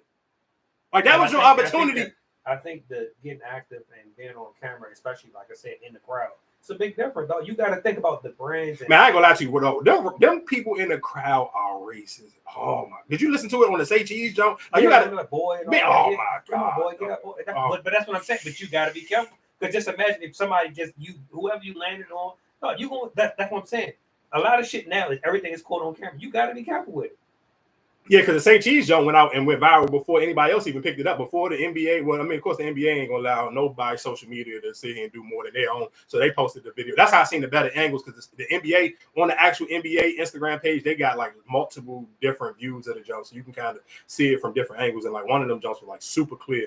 Like I said again, I mean, man, shout outs to Nas Reed for actually throwing a punch. I'm cool on the NBA niggas just grabbing each other, slamming each other to the ground. Like I mean, I get it. And DiVincenzo kind of small, so I mean maybe he thought twice about it, but I would have respected it more if he would have punched somebody. Like you did. Y'all already on the ground. Y'all already scuffling. You already gonna get suspended. So what's the you might as well rock somebody. Joy ain't number 10 games left anyway. Man, DiVincenzo will be all right. If you would have listened to what I'm saying, you would have. He ain't gonna be all right. If DiVincenzo would have popped somebody, he'd have been all right, though. And while we're talking about sports, thoughts and prayers to Juju Watkins for people who may have not seen it or have not been following the women's side on the March Madness. Juju, what was this? That was before the Sweet 16. So what was that? Like, what's the 32? Whatever the second round of it is, she tore her ACL. And she kind of, and I seen people kind of giving her coach a hard time because the game before that, she sprained her ankle and she kind of like banged her leg up a little bit the game before that and kept playing. So people kind of felt like that injury where she tore her ACL was lingering, saying it was lingering on from the game before. You don't think the two have nothing to do with each other? People never play sports. You can't. No, you're not going to sit and tell somebody to sit out the tournament.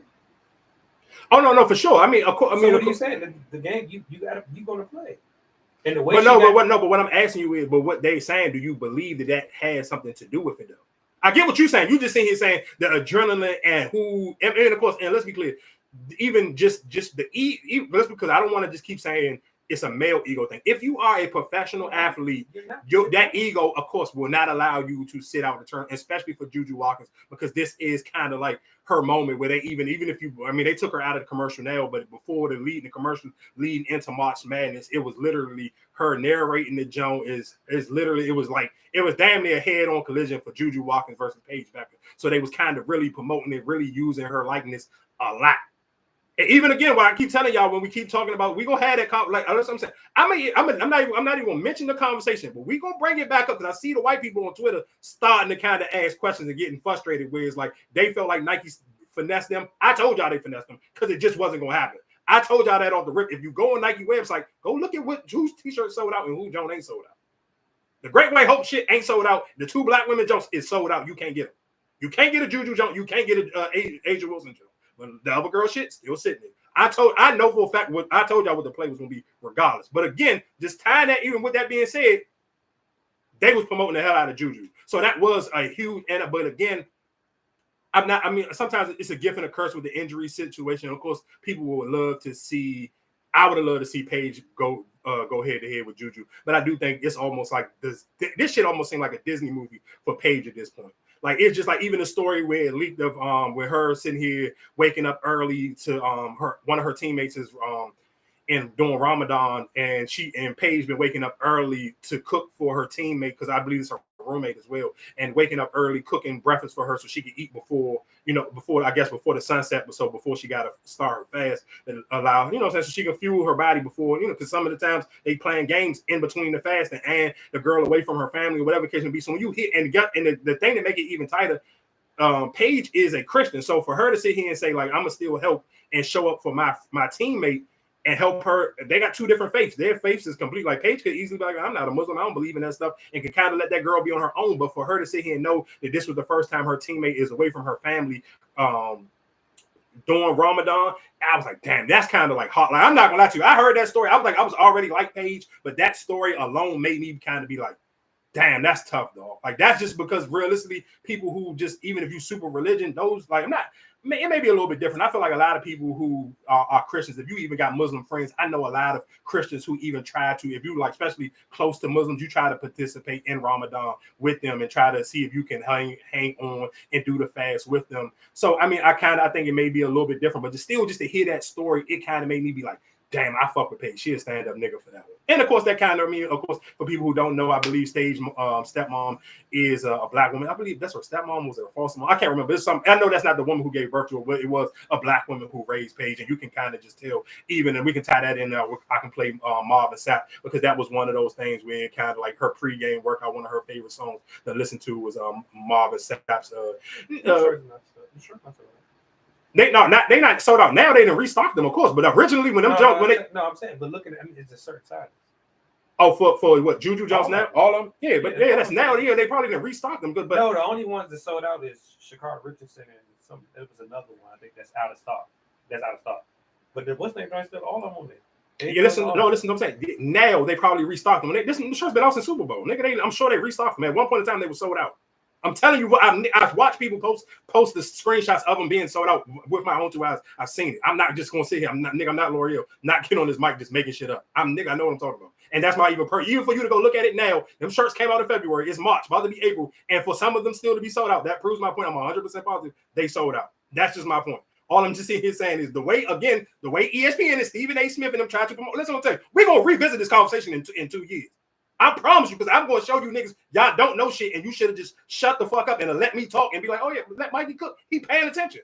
Y'all niggas just be wanting so bad to be down. I'm going to start talking about hockey and baseball so y'all niggas really can't talk about nothing, because I know you don't want to talk about it that bad. So relax. That's all I be telling y'all. Just relax. It's sometimes where you can sit here and say, I know that this nigga's taking time to pay attention to what's going on. He just may be right. I understand it's basketball, so niggas be wanting to feel like my opinion because I played ball. I know what I'm talking. You don't know business though. You may know basketball, but you don't know fucking business. And you don't want to sit here and act like, yes, there's more white people in the world than it is black people. So some shit is going to look inflated because they're white people. But the same way we talk about Abbott Elementary don't hit like none of 50 Cent shows, your black friends ain't talking about, oh, did you see? We talk about Raising Kanan. We talk about Tyreek. We don't be talking about Abbott Elementary. It's the same shit. And that's all it is. But guess what? Abbott Elementary get all the awards. We'll talk about that. As a matter of fact, I'm not even gonna talk about it. I'm gonna play the clip from fucking Joe Budden and then when they was fucking talking about that marrying a white man. But again, like I said, I'm all over the place. My thoughts and prayers to Juju Watkins. I don't even necessarily know if you may even see her play in college again. It depends on how fast she heals. You know, for most people, that take a year. So I mean, if you sitting here saying you go, yeah, but you got to think about it. That COVID rule came in for them, so that kind of helped them. Right, it's her 5th year, so it's her 2nd year. Why wouldn't I say it then? Because this would be her 2nd, so that means realistically she may miss her whole 3rd. I don't necessarily know. Next year is gonna be her 3rd year, so she gonna miss that. I mean, realistically, I'm sure because she don't have, because let's be clear, whatever year Juju say I'm going into the W, she gonna be the number 1 pick regardless. If she don't never play another college game, if she say and say I'm not gonna touch a college basketball court again, I'm just gonna put myself into I'm just gonna rehab my jump for the next 2 years. I see y'all in 2027 for the WNBA draft. She still can go number 1. Yeah, of course. Yeah, you may, but I listen. I seen a clip of Cam Brink talking about her trying to come back from her injury right now, and she made that. I felt bad for her, and I'm not even a Cam Brink fan at all. But when I heard that clip, that's why I'm saying I will play, because in college you're playing more games. You're playing more games. You're probably more active than you are in the WNBA. I don't know. She made that. I ain't gonna lie to you. Because you think about it with the WNBA, what it's from May to July. August. How long that season? From it don't be it's from May to the end to like mid-September. Yeah, so that's what I'm saying. Why would I be rushed to go to the W? And I'm making more money in college. Maybe. I mean, maybe. I don't. Like I said, I don't necessarily know. I will come back. Maybe. I don't know. I'm pretty sure she makes way more money than she making today. I mean, she's still gonna make that money regardless, though. Like that's not. I mean, that money ain't gonna stop her from. She's not gonna stop making that money. But that's what I'm saying. But what will be the rush? Even with the no, you missing what I'm saying. It's not no rush. All I'm just sitting here saying is what will be my rush to come back to college basketball, regardless. Whenever I go, I'm gonna go number 1 regardless. So if I don't never play another game, let's just see. I don't know how fast, because the thing about shit. Look at KD. He tried to come back too fast and re-injured himself. Even look at that. All I'm just saying is because sometimes that year you look suspect. That very first year you come back anyway. So why come back and look suspect when you could just be like, I'm cool. And that, because even shit, look at Paige. Like, to be honest, because was already hip to Paige. I got hip to Paige kind of late. I got hip to Paige where it's like, all right, the year I really started watching women's basketball, she wasn't even playing. She was coming back from the injury. So then the next year, that was last year, she kind of looked like, it looked suspect. It didn't look like. But that's what I'm saying. So why would you, right now, you're playing in the collegiate level, right? Why would you try to jump to the pros, which I'm pretty sure they're more physical? For sure, of course. Why, if you coming back off of that injury, why not test it in college when you got, there's no, all right, I'm just playing, you know? Oh, no, so the only reason why I'm saying is because what if she don't have, because you got to think about Paige had the grace to have that backup season where she could sit here and say, no, let's be clear, because I did hear people say what Juju can do. She can just she can take a red shirt injury, so she don't so she don't have to wait, so she don't have to waste one of her eligibility years. So she could do that for all next year and just like sit out the whole entire next season and just use next year just to completely take a whole year to rehab. But my only thing is what I said for Paige. If you look at the difference between Paige this year and last year, it's a huge difference between, you could tell somebody playing back through an injury where it's like. And people was even saying his, like, even when you hear everybody talk about, oh, she was supposed to be Caitlin Clark before Caitlin Clark. Like, even I seen Chris Broussard and them talk about it when Juju went down. They was like, well, this is the perfect time for Paige to kind of like, hey, take your spotlight back, because she was realistically before the LSU Iowa thing, before they had their moment. It was Paige Becker was the only person that people kind of, even for casual fans, you heard her name. She had Slam magazine covers in high school. But that's why I say I would use the college before I just jump out to the pro. Like, I would use like I said, if I'm sitting out a year, then all right, I got my neck. You know what I'm saying? For me to try to get myself together where I'm ready for the pro.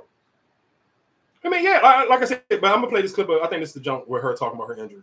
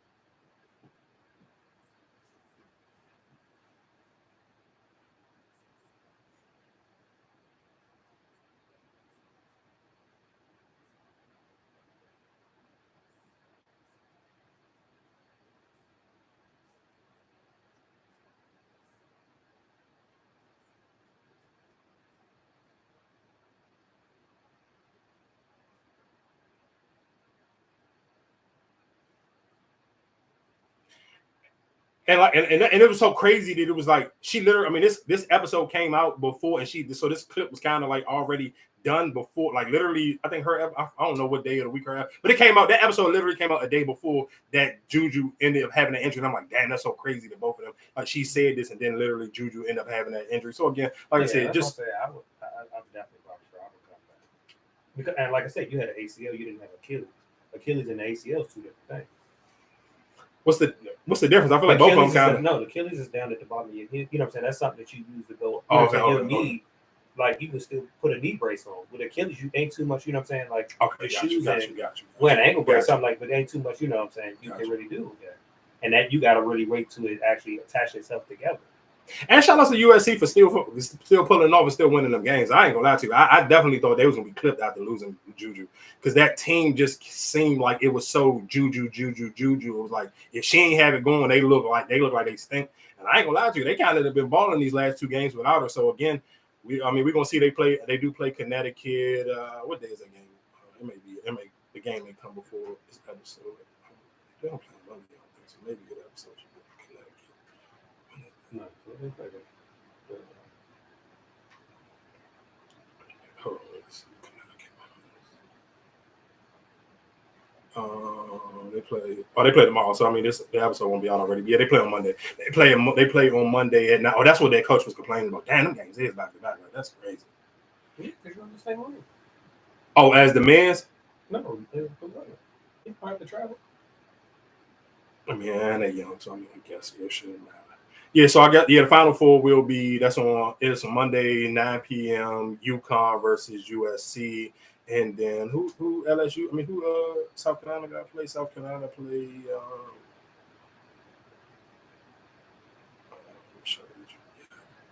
How they don't show that next one? Who South Carolina? Which one? Oh, they somebody got win. UCLA. No, they can't. That's who they play next. Oh no, that's not the Final Four. This is the Elite Eight. That's why. But South Carolina already made it to the Final Four. Yes, South Carolina made it, and UCLA made it. I mean, not UCLA. No, and UConn did. No, that's what I'm saying. That is. Oh, so that's who South Carolina. Elite Eight. So whoever wins that, that's who they play. That's what I'm saying. It's like when we was talking earlier. The women's tournament was not disclosed to the men. So am I tripping? No, that's what I'm saying. So it's they still in the Elite Eight. No, so that let's slow down real quick. This game that South Carolina played today against Duke was the Elite Eight. So they already in the Final Four. Yes.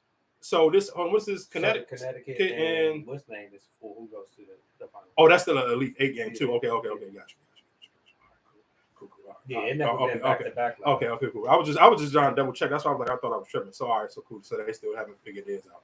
All right, that's cool. So just moving on to other topics. We can talk about Slim Thug. I'm not gonna lie to you. I want to play this clip of Slim Thug. Slim Thug is one of the horniest, perverted.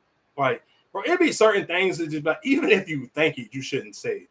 Like, and I want to play his clip because I don't even want to sit here with him in the car, like him just like nigga, like. Oh, I thought you talking about the one where he did on the podcast with him. With who? With who he do it? Paul Myers? Yeah. What you trying to holler at both of them? Oh yeah. Nah, I'm not. What is this?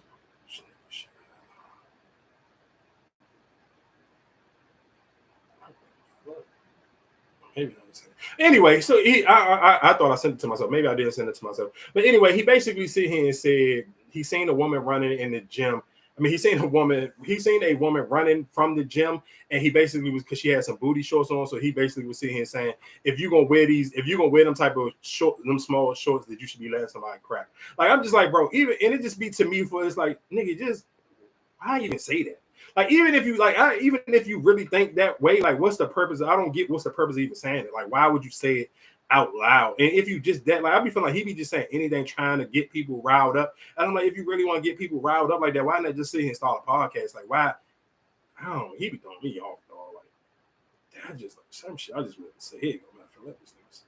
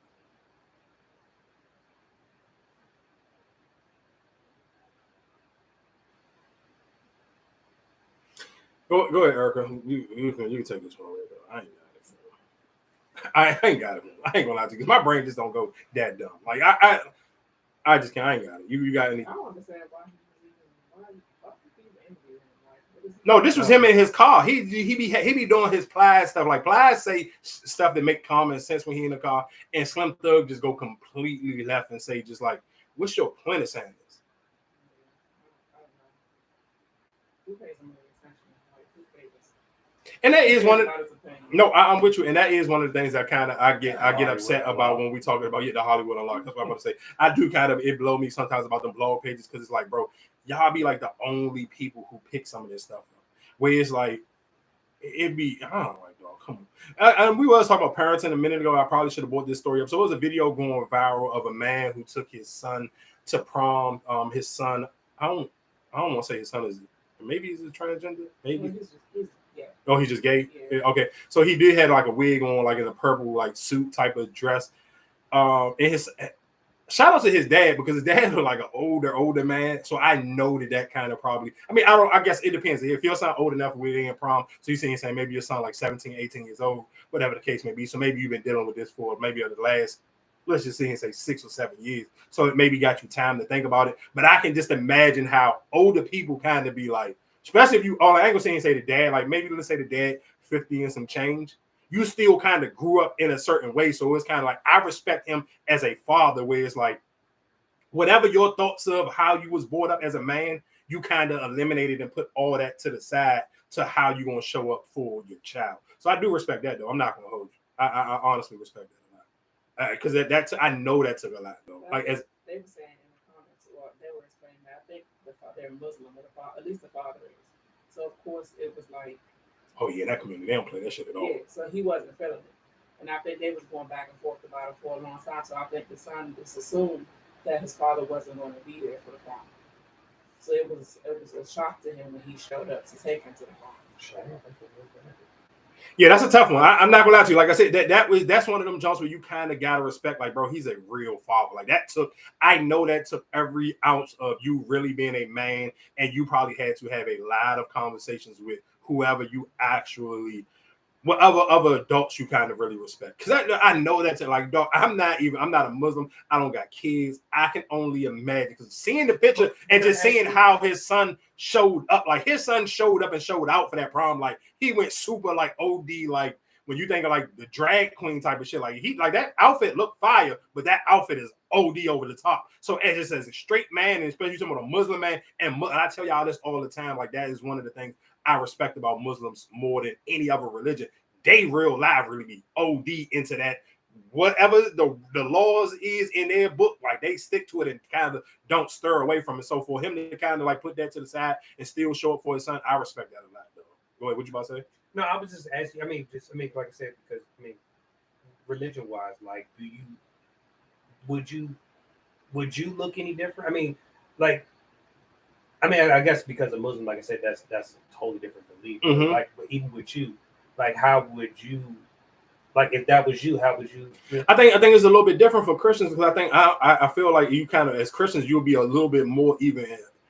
You'll be a little bit more hypocritical because it'd be like, bro, it'd be gay people in the actual choir and stuff. It'd be even like it'd be some pastors that be getting up there preaching sometimes, and they kind of seem like they got a little bit of sugar in their tank. So I think sometimes it's a lot harder to kind of realistically. It's hard to kind of like I don't think you can. I don't think that response. I don't think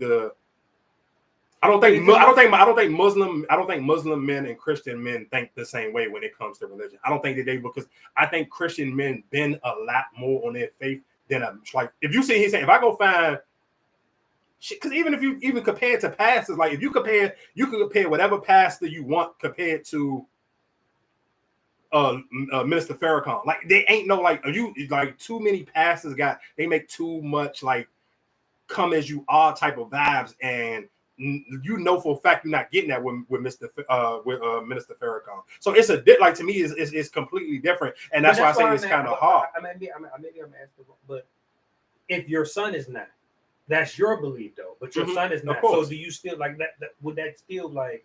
do you feel like I still gotta like hold on to But my? but still, it'd be some perfect example though. We can kind of even tie it into Christmas. It'd be like, okay, let's say if I'm a Muslim man, I end up having sex with this woman who is a Christian woman, and me and her not even together, but we still, let's say we co-parenting. Some of the Muslim men won't bend on celebrating Christmas. Like it's a dub for whatever the case. They're not celebrating at all. You can celebrate with the kids. The kids can do whatever. I'm not going to force the kids to become Muslim, but I'm still not about to participate in y'all holidays. I'm not doing none of that. So that's why I say I think it's different for the fact. Like if perfect example, if you call yourself a Christian man, you may not go to church. None at all, but you still go on Christmas. You still may go on New Year's. You still may go on Easter. So it's kind of like it's just like that faith is just like it's. I'm not sitting here saying that Christians ain't like really in their religion, but a lot of them make a lot of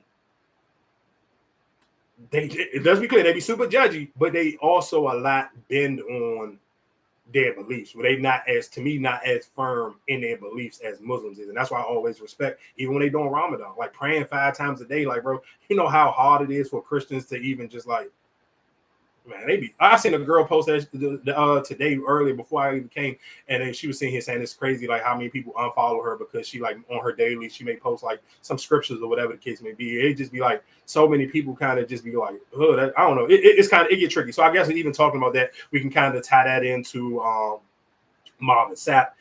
I'm just gonna play the clip. I ain't got to explain.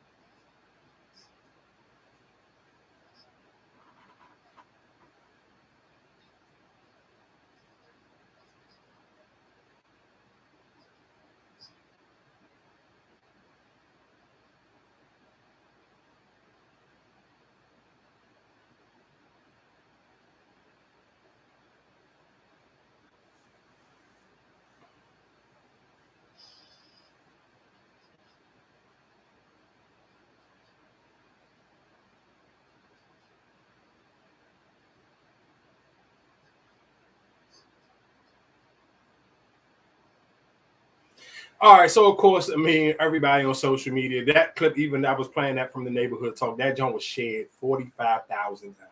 When you talk about sometimes when people, we overuse the word viral, bro, when you get a joint and you look at the shares is in double digits thousands, you know for a fact a lot of people got a lot of opinions about what you was going on. That was one of them jokes, for a fact everybody wanted to make sure, hey, I want to make sure you seen this. You make sure you sent that into your group chat, and of course everybody in the comment section will say, oh, this why I don't go to church, and this why I don't have it. Listen to what I'm saying. two things. That to me is that will be the worst excuse for you not to go to church. I'd rather you sit here and say you just be too busy than you sit here and say I don't go to church because you see a clip like this and try to make it like all churches is like it, because it's not. Because I can tell you just off the strength of off the top of my head, just even the church City of Praise, they barely. I'm talking like literally wait into the last. Like you can service will be over. They literally wait the last 5 minutes to sit here and say do the whatever, send the basket around, and you can do your tithes and offers. I can go even a bigger pastor with super popular, everybody love Pastor Mike Jr. Don't do it at all. Literally, he wait until he would literally be the damn near the jump about to go off the last moment. Oh, I almost forgot. Send your tithes and offers if you're gonna do the jump. Like every pastor not like this. So don't allow this one clip. Like I get it. If you want to have your jokes and you want to say whatever the case may be, like I told you, I'm not no stand-up comedian, so I'm not here to make no jokes. I'm here to have real conversations. So just I understand. People you just don't want to go to church anyway. You lazy. You just don't want to take time. And like I said, when I don't have no heaven or no hell to put y'all in. You'll figure out where you gonna go when it's your time to go. I ain't got nothing to do with that. All I'm just sitting here telling you is don't allow this clip, especially for you people who just go to bedside Baptist anyway. Don't allow this clip to sit here and make you like, oh, this is why I don't believe in no type of religion. Like, bro, you can literally, it's endless. I'm telling you for a fact, I can name you at least a solid good 5 pastors that really preach the house down, and you won't never hear them say nothing about no tithes and offerings until the end of their service. So it's just like I get like, and that's why and even for him to be him, it kind of made it be like, damn, dog, you kind of crazy. Like, what you mean? Like, and even the $20 don't seem crazy because I've heard worse.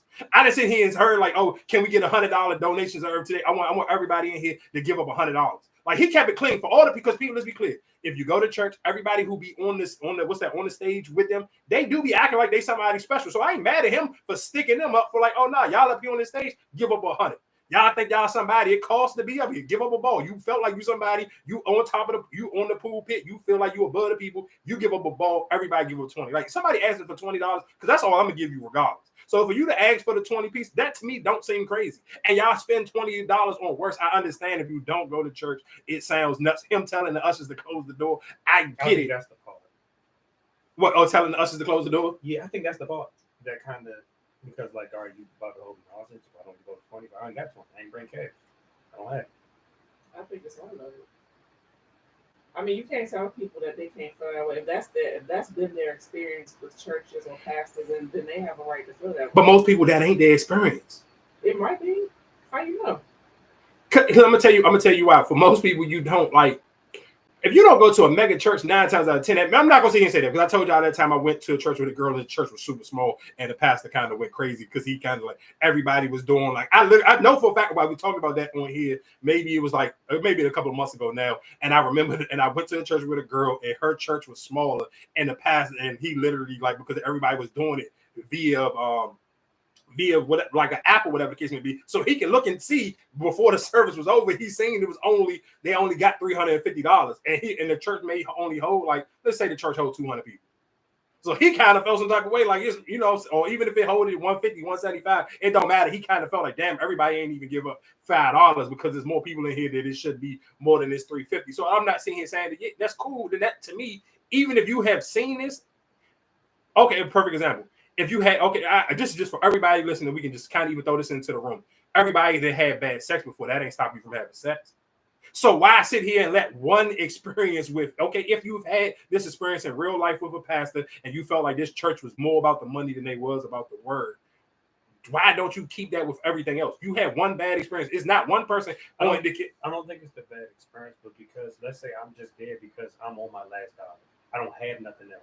I came here to try to maybe get a hope prayer, you know what I'm saying, to see another. Yeah, they're cool and you don't got to give nothing. But they can say, listen what I'm saying. But that's what I'm saying. But the way that came off is close the door, nobody leaving until we make 40,000. And everybody come up, not just pass the plate around while you in your seat. Come up here and drop your money or put your phone on the thing.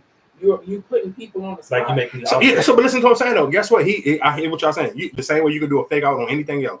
I could still went up there with my phone and fake like I was going to get a jump. Like, what are we talking about? I was being serious right now. Yeah, I mean, no, because like I said, if y'all, but listen to what I'm saying. I've been to church a million times, and guess what? I ain't done. If I ain't got it, I ain't got it, dog. No, but I'm just saying that's how for you to come there. Like I just came here because I need to hear. You know what I'm saying? Like I'm down right now. I'm down bad, and then to hear that that will turn you off. I'm like, oh damn, I'll come back to this shit. I'm gonna say, can I be honest with you? It depends on how good the preacher was. If he really smoked it, listen, I'm telling you. If listen to what I'm saying, if the preacher really was, if you wait, listen to him say, if he waited the last 5 minutes or last 2 minutes before they was about to let everybody out, because even if he told them to close the door, that means the jump was over. Right. If he actually real live really preached a good word, you're gonna almost feel bad if you don't give something. That's if he really preached the word. Now, if this nigga was some pure, and this junk was just like, like I said, when I went to that with the girl, and I was like, bro, this message was mid as hell. Everybody was just hooping and hollering and running around the jump. The message really wasn't hitting on nothing. I don't feel obligated, but it's the same way. Just perfect example. Like if a girl, we tie back into sex. If you sit here having sex with somebody and I'm told they blow your socks off, and then before they leave, they ask you, hey man, can I hold $10 real quick? And you know they just rocked your socks. You know that you owe them $10. I'm talking about just blue. I'm talking about gave you some of the best sex you done had in a long time, bro. You giving up that $10. And if you don't got it, you gonna feel bad that you don't got it to give them because they just sit here and sent you to Mars. Like, come. That's all I'm just saying. I don't know how, but for most people, but preaching is a job, right? So you're doing your job. I don't have to pay you every time for doing your job.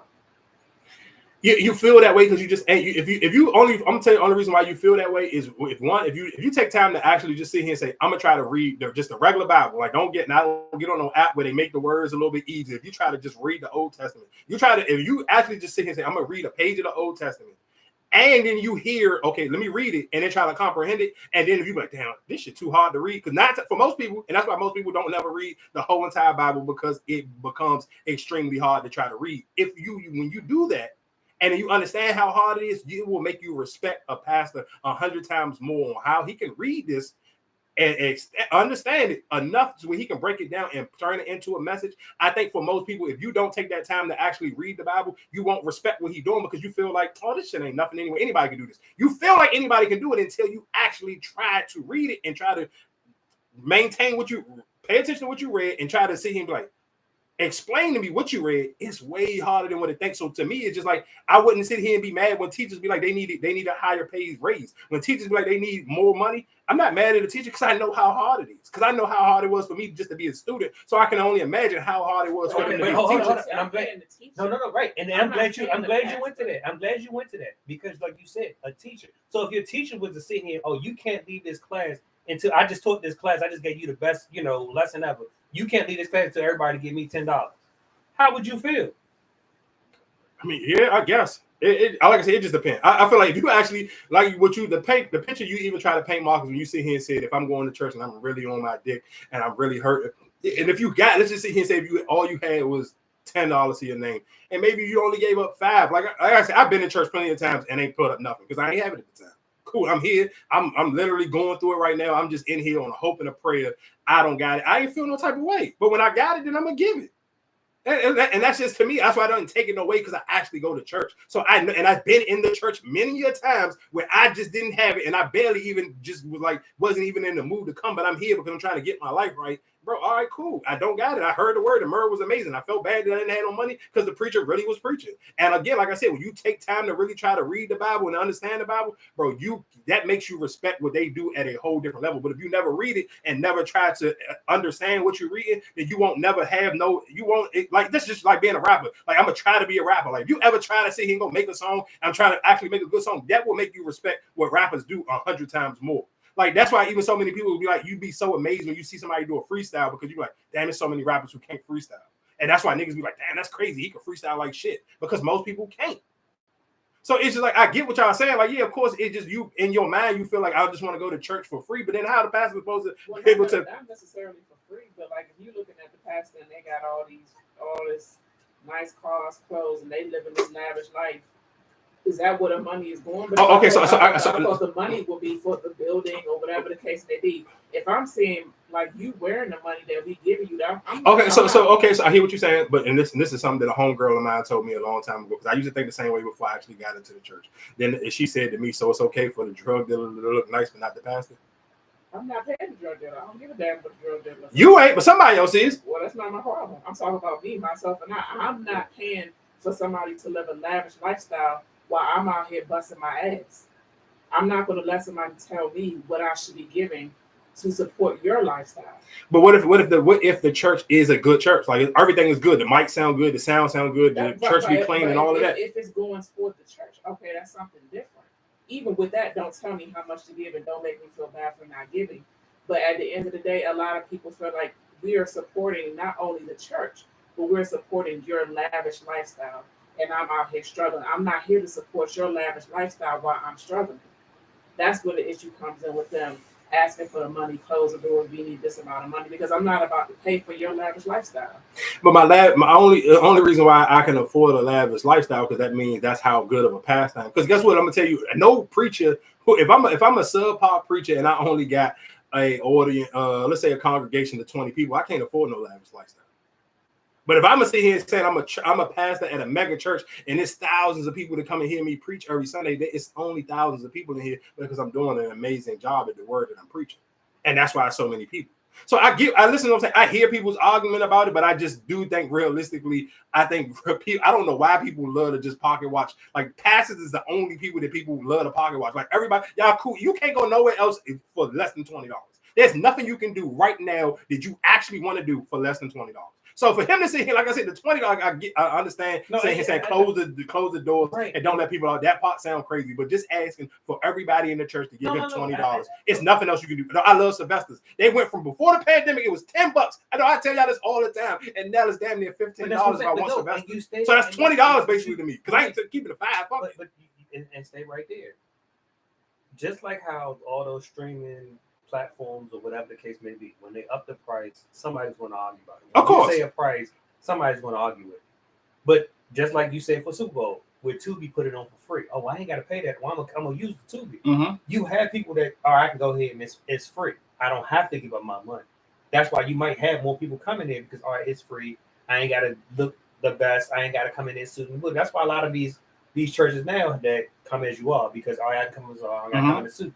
So, like, even if this was during the pandemic when we was watching Versus, now if they would sit and say, hey, for you to watch this, you got to pay $10. Some people will pay, but then some people will be like, damn, why I got to pay $10 just to hear you sitting here? Mm-hmm. That's how everybody will have fun with it. But I feel like for when you say close the door, don't let nobody out until I reach this, what's name, like, that's my only thing. I mean, of course, because he said the numbers and that's what's going to turn people off. I get it. I listen to what I'm saying. I understand why people turned off, but I do, again, I think just realistically, I'm telling you, and that is the difference between smaller pastors and bigger pastors. It's just literally the message. That's it. And that's why the bigger the pastor is, the more popular he is. Bro, let me tell you what. I just know him from singing. I just know him from Never Would Have Made It. Yeah. This is what I'm saying. But all I'm just saying is, and because some Kurt Franklin do it sometimes. Like, he ain't a pastor, but sometimes he will get booked at certain churches and he will go and do the word instead of going to perform. So, I mean, most good singers got it in them every now and then. Like, Devon Franklin he is a pastor, but he ain't a pastor. Like, Devon Franklin don't got his own church. Like, he kind of just like more of a motivational speaker, but he know the Bible. But my only thing, listen to what I'm saying. So would you feel more cheated up, like if that was him saying it, and not like if it was TD Jakes? All right, cool, because he is a pastor. He's a man. If TD Jakes would have said that, yeah. I'm sure you can find a video of TD Jakes probably saying even more than that. He probably just don't go that into detail saying how many people in the building. But I've heard videos of TD Jakes sitting here saying he doing $100 offering before. Like that, to me, that's why I say, like I said. But again, that's why some people be turned off from TD Jakes. But guess what? I can tell you, I guarantee you know the difference. But guess what? For everybody who live in the DMV, I'm gonna tell y'all know the difference. What's my man? What's his Glenard, First Baptist of Glenard, great pastor. But he know the difference. Y'all know the difference between when TD Jakes going there he ain't been there and last year or the last couple of years because of his health condition. But when he used to go there that first week of January, y'all know the difference in the traffic. Y'all know the difference in how many people was in that building, how jam-packed that was every time TD Jakes. And that's not nothing to knock Pastor Jenkins. Pastor Jenkins is a great pastor, but guess what? He ain't TD Jakes.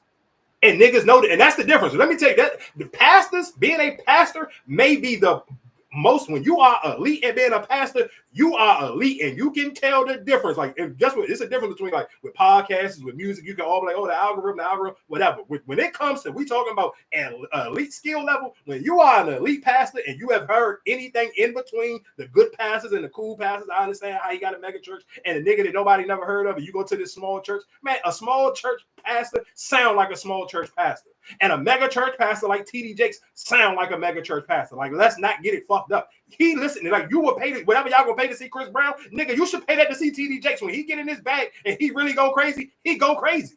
Like his hits is his hits. That shit ain't just like he ain't going. You can't go on YouTube and see a TD Jakes sermon and there's only fucking 50 people to listen to that. Hell no. It's just to me it ain't no difference. Because guess who can go numbers for numbers with Drake, Chris Brown, any of these niggas? He gonna go every Sunday. It's TD Jakes. So is Joe Austin. That's why them niggas is preaching in mega and fucking arenas, and that's the size of that joint. Joe Austin preached in the old Houston Rockets arena. You know why? You ever listen to that nigga really go through some hard shit? I remember really being fucked up and listening to Sirius XM. Joe Austin got his own station, and he and that joint, every joint is just positive. That's the most positive nigga in planet Earth, and that's why people were so mad at him when whatever happened with the weather, and he didn't let people in it. Go listen to one. Like I'm talking about a pastor that he don't have a struggle message in his catalog. Everything with Joe Osteen is 100% cheers and cheeks and like nah, dog. That's why I hear y'all, but if you gonna sit here and pay whatever y'all gonna pay to Chris Brown, man, y'all get that fucking man his $20 to get out of my goddamn face. I ain't trying to hear that shit. Whichever y'all gonna pay to Chris Brown gonna tax y'all. Y'all done gave Chris Brown $1,000 to take a fucking picture. And we talking about I don't want to go to church because that nigga asked for $20. Man, get the fuck out of here. Y'all crazy as shit. Oh, I can't wait for y'all to go there. I'm gonna meet y'all there. But I'm gonna meet y'all there because I really got that shit cracking. Y'all gonna go there for some bullshit because you ain't gonna give a nigga $20. Y'all crazy. Niggas is crazy, nigga. Fuck shit, you might as well be on the same side. No, the fuck I'm not. Nah, nigga. It's so extra work for one day. Nah, fuck that. That's crazy. You still gonna be in the same place as me? Nah, fuck shit. What else is going on in the world? Earthquake. Here we go.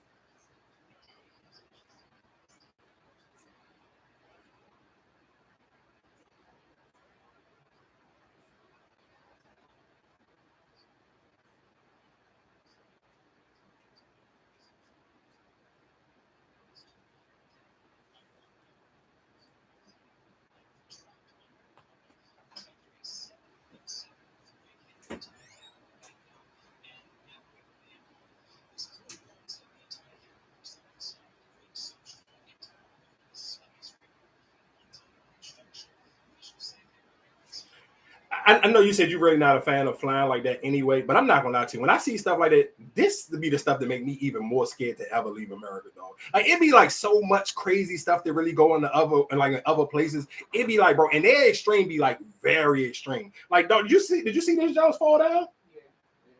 But I mean, the earthquakes, that's like the way stuff is popping off. That can happen here. For sure, but it just always seemed like. I know people give America hell and everybody got their complaints or whatever you want to complain about America. But I always feel like when stuff happened in America, like even our bad kind of still don't be nothing compared to their bad. Like when stuff go bad in other countries, it go 100 times worse. Cause it'd be like, even when I'm kind of looking at that, even like, just like, and I'm kind of comparing to like like, okay, of course, California had their fires or the South that had their whatever, like the tornadoes and stuff. But it'd be like, some of that stuff still don't compare to like just this one little earthquake. Cause it'd be like, man, I'm not gonna lie to you though. I be seeing some of them jokes and they'd be like, yeah, that's why I'd be like, I don't even understand how people be geeking to go to some of these places all the time. And I meant to even start the episode off with this when I sit here and say, like, I think a lot of people do take advantage for just like waking up. Like that's something like when I kind of like as an older person, because I'm sure if you look on social media some days where you kind of just see like, especially if somebody popular pass away.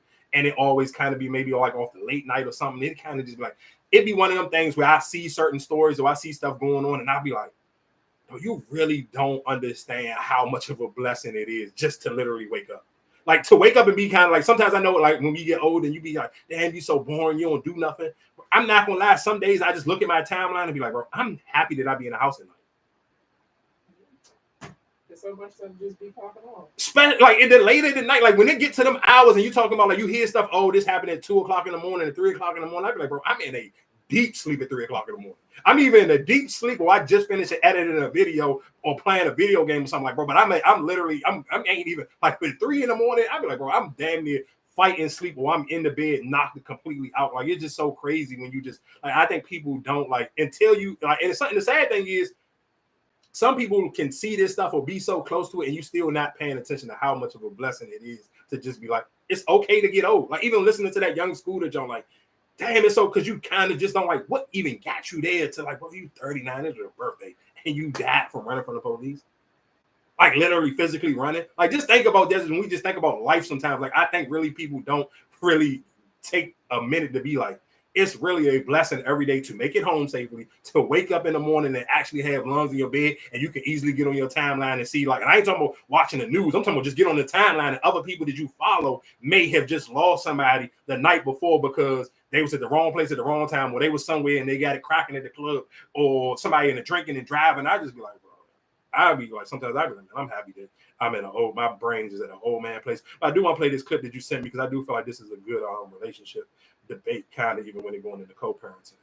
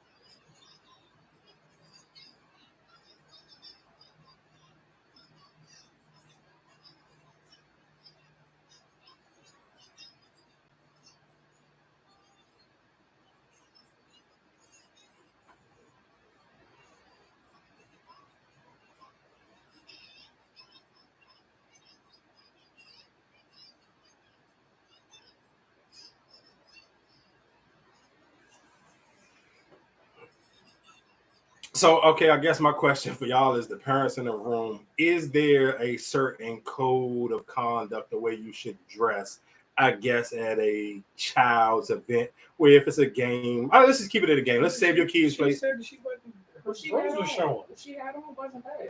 But she just said her drawers showing. That's why she couldn't say. No, she said she felt like her drawers was showing. Like the pants was coming down a little bit. But then my question to you, then were your pants really, you know what I'm saying? Like what? But you know how certain pants, it could be like, let's just say that if they was like, they could be not even, they wasn't, she basically said she ain't got leggings on, but let's just sit here and say she got like some workout pants on, just some regular pants, but they may be low rise. So like if she's standing up, it won't sit, it won't show you like maybe the top crack of her butt or something the case may be. But when she sit down, the pants may just wrap, they may come down some. So it felt like if she had a thong on, you'll basically see the top of her junk. So I mean, I get what she's saying, but it basically, like, to me, it's kind of like, if you're there with your girl, why you policing what your baby mom's got? If you was Carmelo Anthony and Lala showed up in one of her little outfits or whatever at the game, would you say something to her? But she Lala, so that's okay. But I'm asking, would you say something to her? No. If you was Carmelo, you wouldn't say that. No, because not if we had the game together, 9 times out of 10, most people still gonna be looking at me because I'm Carmelo Anthony. So I feel like that's just like the worst case. I feel like that. And one, she's older than him. So 1, 2 for certain. Lala ain't never going to none of Carmelo. I mean, what's the Cayenne games like that? So yeah, but no, that girl was dressed appropriate. No, like nigga, that outfit that girl just had on in the car, she looked like a bum. I ain't gonna hold you. No, but when she said the whole underwear showing, that's what I was just saying. Like I said, sometimes I mean, she knew it and she stood up. Exactly. So you stood but I think that's more so. So this you gotta ask. That I think that's more of the question. What the fuck would that matter? Like we not together. Don't tell me what to dress, how to dress, or how to look. And she didn't look bad. It's not like, oh my God, why'd you have that on? And then you with your girlfriend. Why are you worried about what I have on? But why you with your girlfriend? Yeah, that's the part that kind of throw me off. Looking at her either. Like that's what I'm saying. No, I'm saying if she got her outfit, and now I can see if she came. If she, that's what I'm saying. If she got an ass, panties or something like that. No, not necessarily bra and panties, but you know what attracts the little boys too, right? Mind your business. I'm just asking. I'm asking you. So right? listen, I hear what you're saying. So basically, you sitting here saying because let's say if I got a nice shape, just a regular old school mom, John, I got some nice boobs and I got a nice size butt. So you basically sitting here saying that I got to come with a champion sweatsuit on. I seen that Bush man talking about, oh, why? That's why your son getting more playing time because you keep coming up to the game like that. We seen those pictures, and I'm pretty sure if y'all was your baby mother, would you be all okay with her? You know she got to ask. You got to listen to again, and that goes to stop making people baby moms and make her a wife. Then when he had this conversation, like if you gonna police that bad, if you still that to me, that don't make no sense to me. That you saying you moved on, you got a whole girl, your girl there. Like if I was your girl again, I would be on my stuff on digs. Like bro, you too invested in this relationship still. Why do you care what she got on? You here with me? What does that? Who did that make a difference on? If she was comfortable enough to come to this game, because 9 times out of 10, the son lived with her, so you got to deal with how your son feel about the way you come to them games or the way you presented them games. That shouldn't be my business especially if I'm bringing another woman. And you see him saying I'm bringing another woman, and my baby moms don't got no static about me bringing this other woman, but I'm trying to police what she got on, bro. That sounds corny to me. That sounds crazy. Like that don't make no sense to me. Like, come on, dog.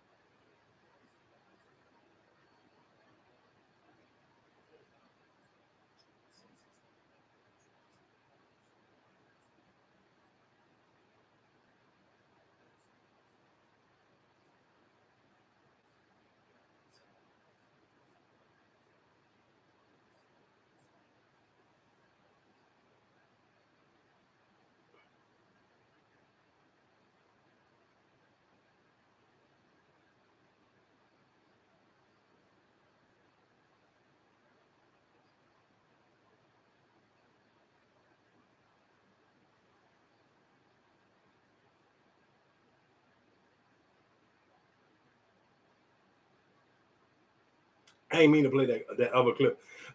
But just real quick, just going into the dog fight and John, I'm not gonna ask you. I kind of like. I mean, I guess sometimes if that's not your world, you kind of don't see it. But to hear that story in like a 2025, it was kind of like, damn.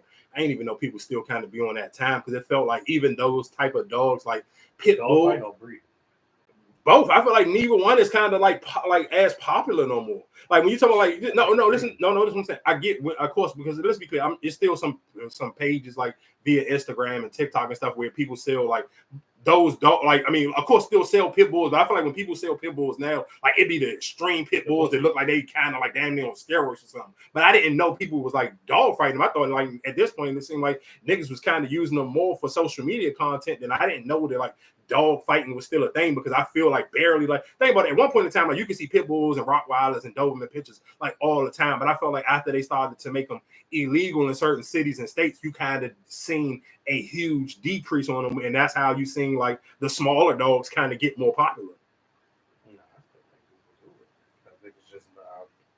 I think it's more so the area. I mean, you must got to be really. I feel like you really got to be in the country, because even in the hood now, you got to think about it, even for people like that's kind of almost like when people you talking about just hood people and just how people like to spend their money and show their money. Like I feel like even for the hood people, their popular dog was like the Frenchies. Like, okay, I got me a Frenchie. You might live in the hood, but you got you a fucking $5,000 dog. So that's why I never like. That's why I say when seeing this story in 2025, it's kind of like, damn, I ain't even know people still was on pit bulls for him to even still have somewhere like you want to still be actually like breeding dogs. Yeah, ex-NFL player. I ain't never heard of him before. For you to still be doing that, what's that guy? Cool.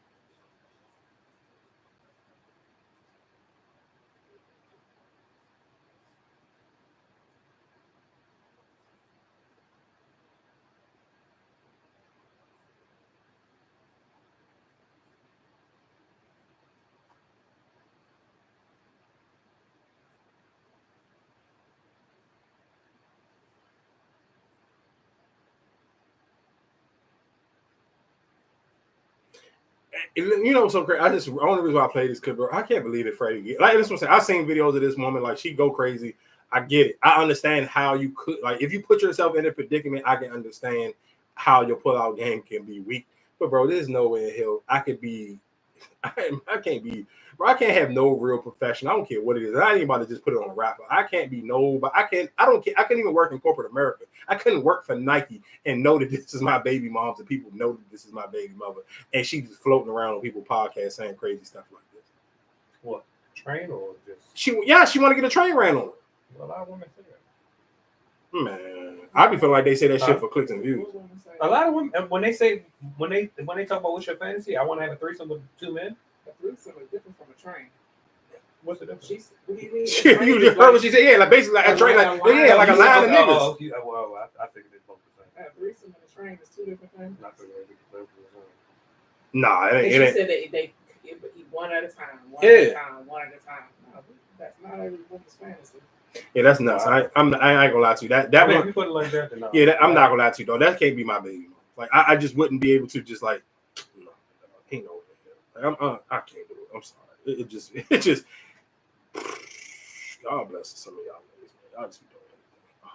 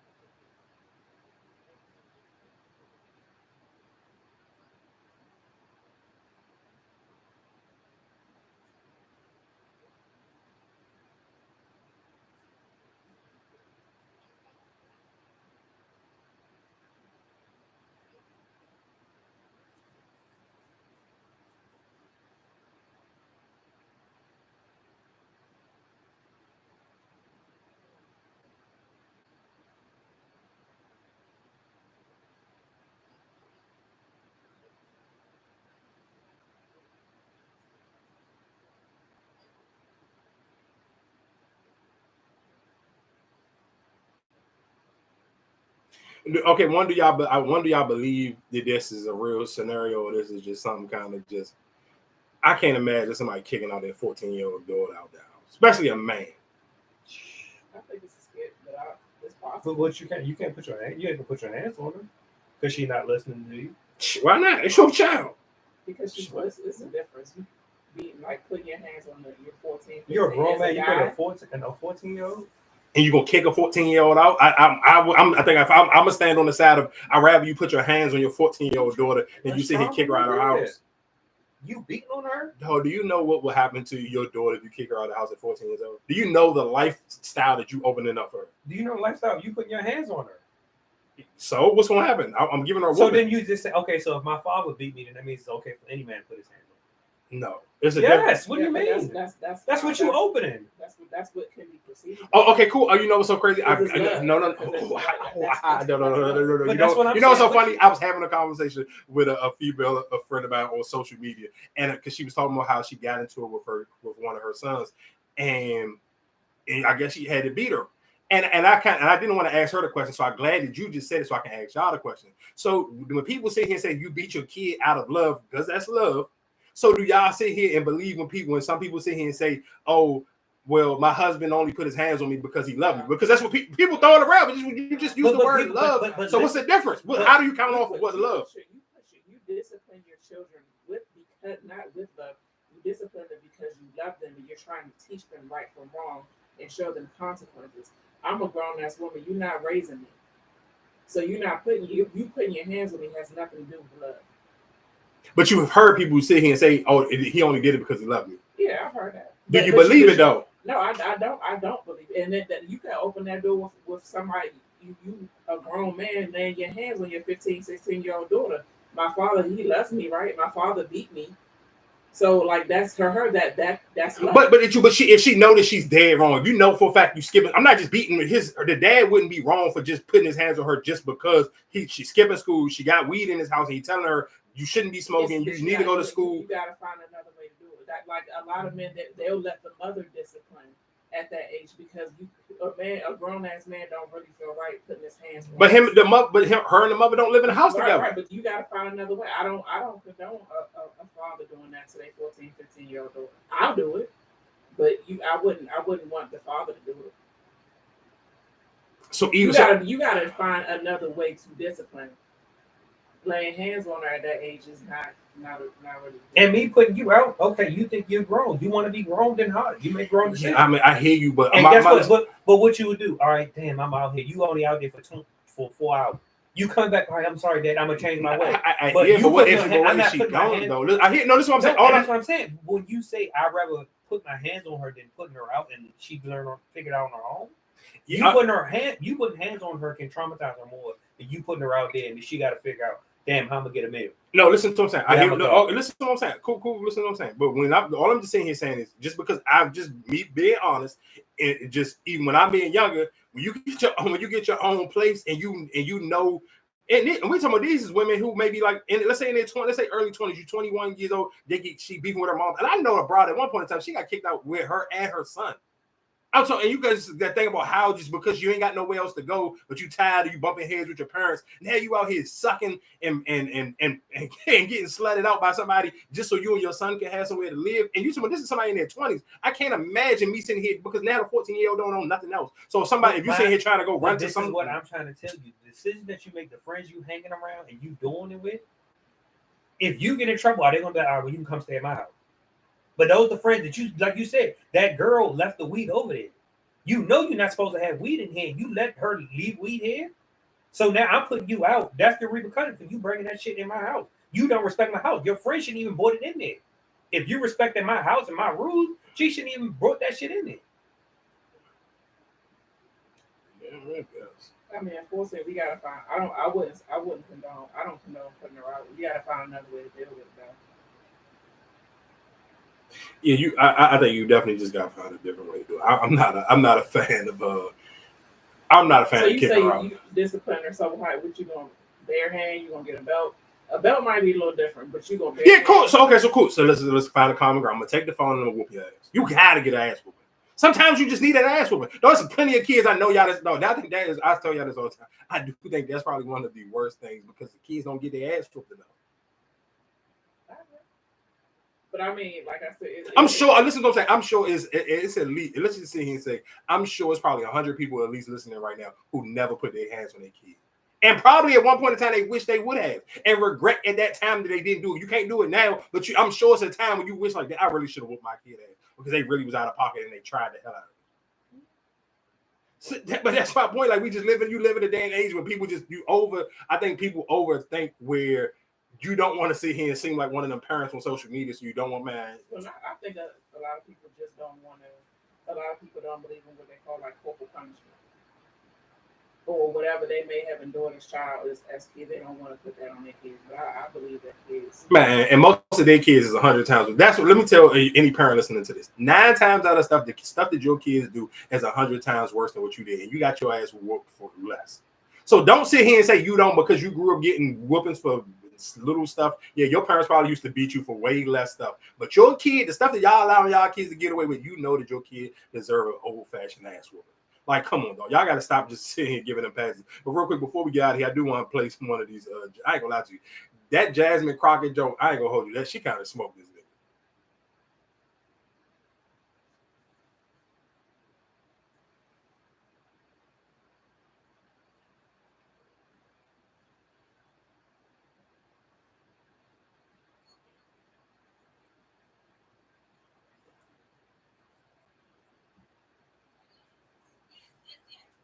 So, of course, people on social media was dragging her to hell. Of course, people on all the political shows was upset with her sitting here saying that she shouldn't have called him Hot Wheels because he was in a wheelchair. I'm not gonna lie to you, that shit was funny though. I get it. I hear y'all. It's cool. I understand people want people to take the higher road or whatever case may be. But bro, she smoked it. Like calling that nigga Hot Wheels and he's in a wheelchair was hilarious. Like that one, I don't know if she thought about it or she just slung that on the top of her head. And a lot of people sitting here saying she trying to cosplay as a black woman. Like they don't feel like that's not how she really give it up. I'm like, bro, she came up with that on the top of the head. You can't cosplay that. Like that was real live, like back on the school bus, and y'all just sitting here joning on each other. You just come up with the most craziest thing to say. Like calling that man Hot Wheels and he in a wheelchair. I'm not gonna hold you. I respect that one. But did you hear the junk when Ricky Smiley and them did the prank call on her? No. Oh my god. They prank called.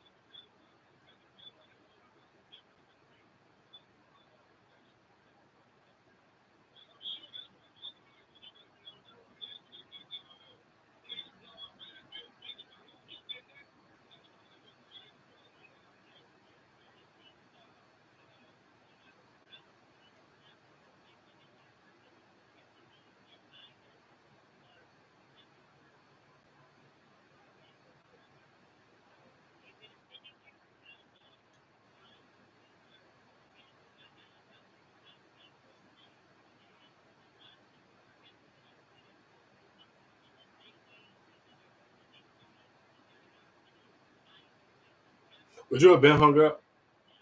She handled it well.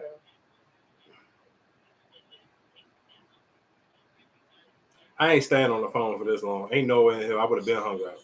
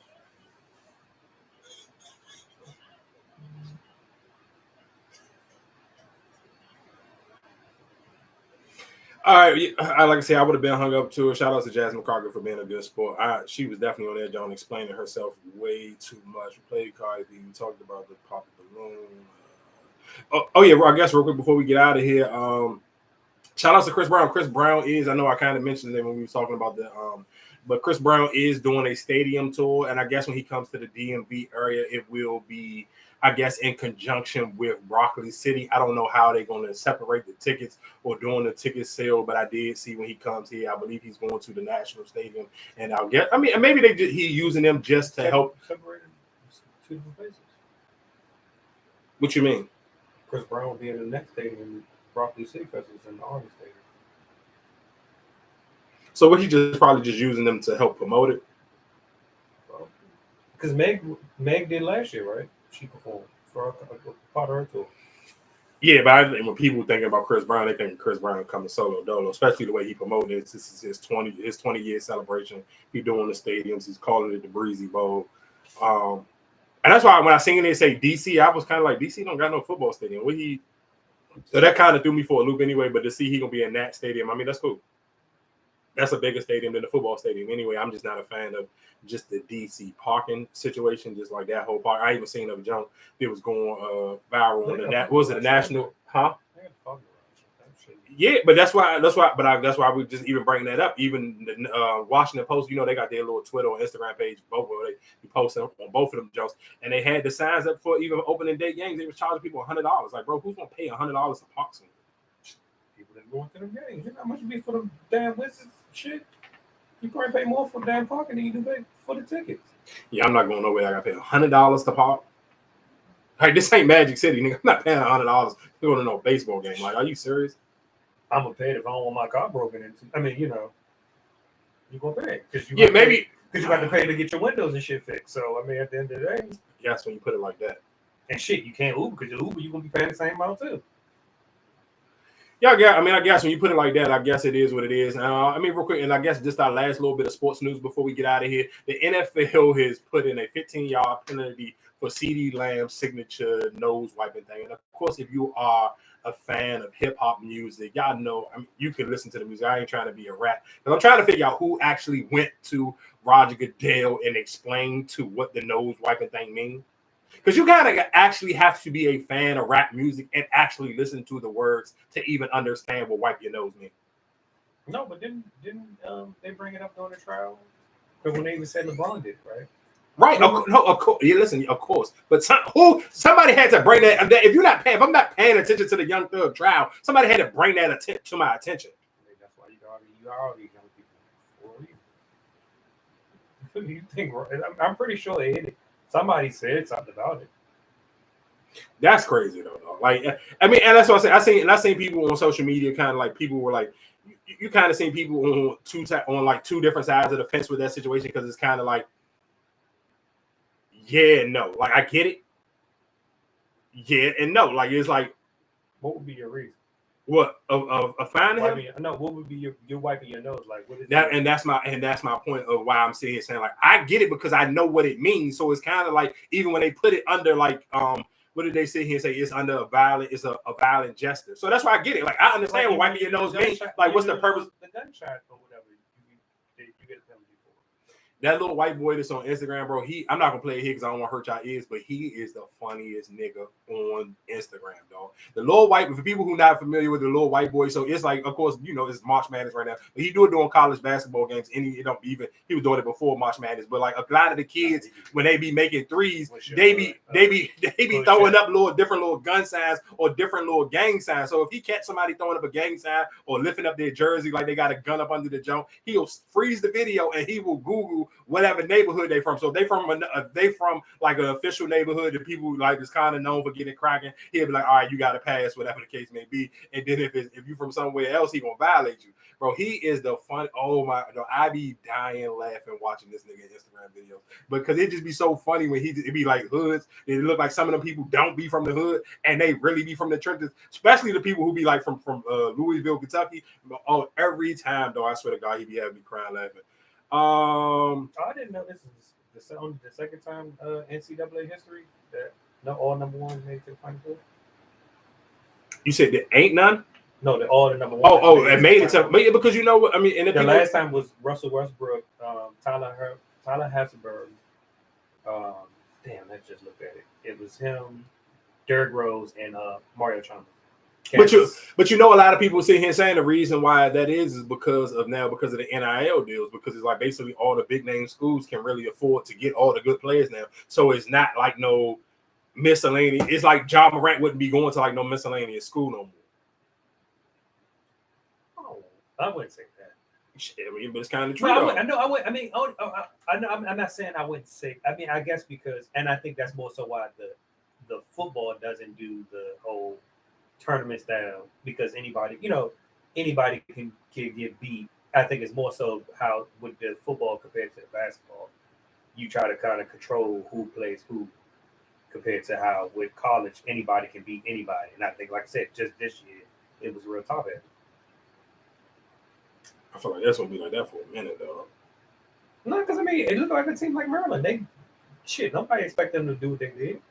Yeah, Maryland. Only two things with Maryland, just their guards was so mid. Oh my God, their guard play was so mid. Their guard play was mid, and I'm not gonna lie, Angel Reese's brother disappointed. Him and Big Slim kind of both disappointed me because they was getting out rebounded like shit. Like that was one of them games where it was like, I ain't gonna hold you. If I was Angel Reese, I would sit here and record.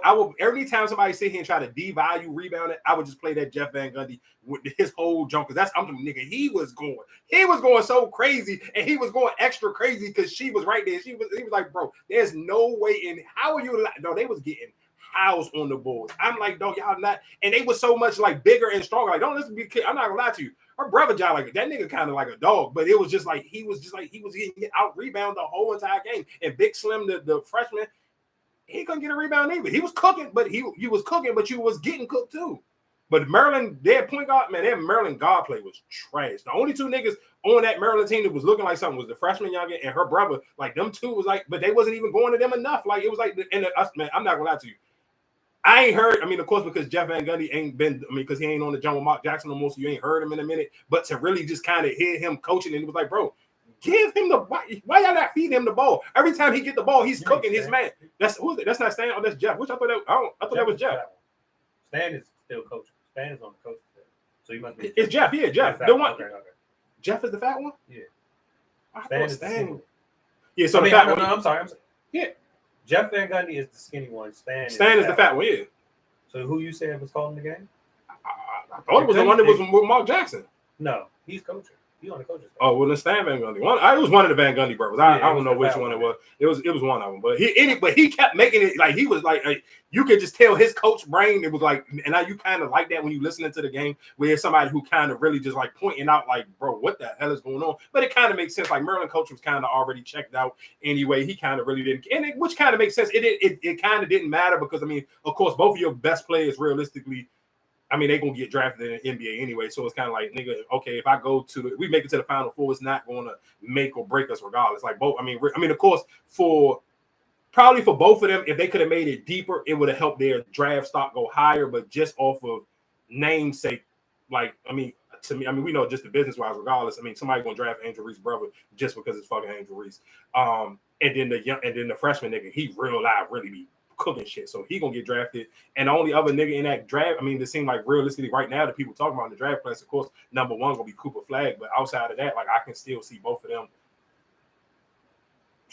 Both of them probably be a top 15 draft pick, but Maryland kind of just, I was disappointed just with that Florida shit. Was like, man, come on, dog.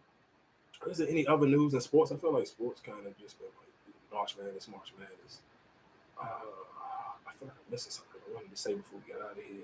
Talk about Poppy Chris Brown, TD Jakes. I hope scared something. Oh, it was a Trick Daddy thing. I'm gonna have to Trick Daddy because I know you said something about the time shit. Keep Trick Daddy. Oh yeah, real quick, YG. No, I'm not gonna lie to you. I'm cool, and I understand some people take the essay stuff serious, but dog, as a man, like bro, you can say that. Ain't nobody trying to hear that shit. I'm cool. Like, I'm honestly not trying to hear. Like you grown. Like you sit here bringing up you getting molested as like when you was younger, like you was 14 and the woman was 30 something. Like bro, you could have kept that story. I'm not trying to hear. Like that's how you know when niggas' careers kind of be like it's quiet, like you know it's over, like you just like that to me was like almost you throwing a Hail Mary. Like who cares, nigga? You 30 something years old, you bringing up something from 59, like come on, dog. Yeah.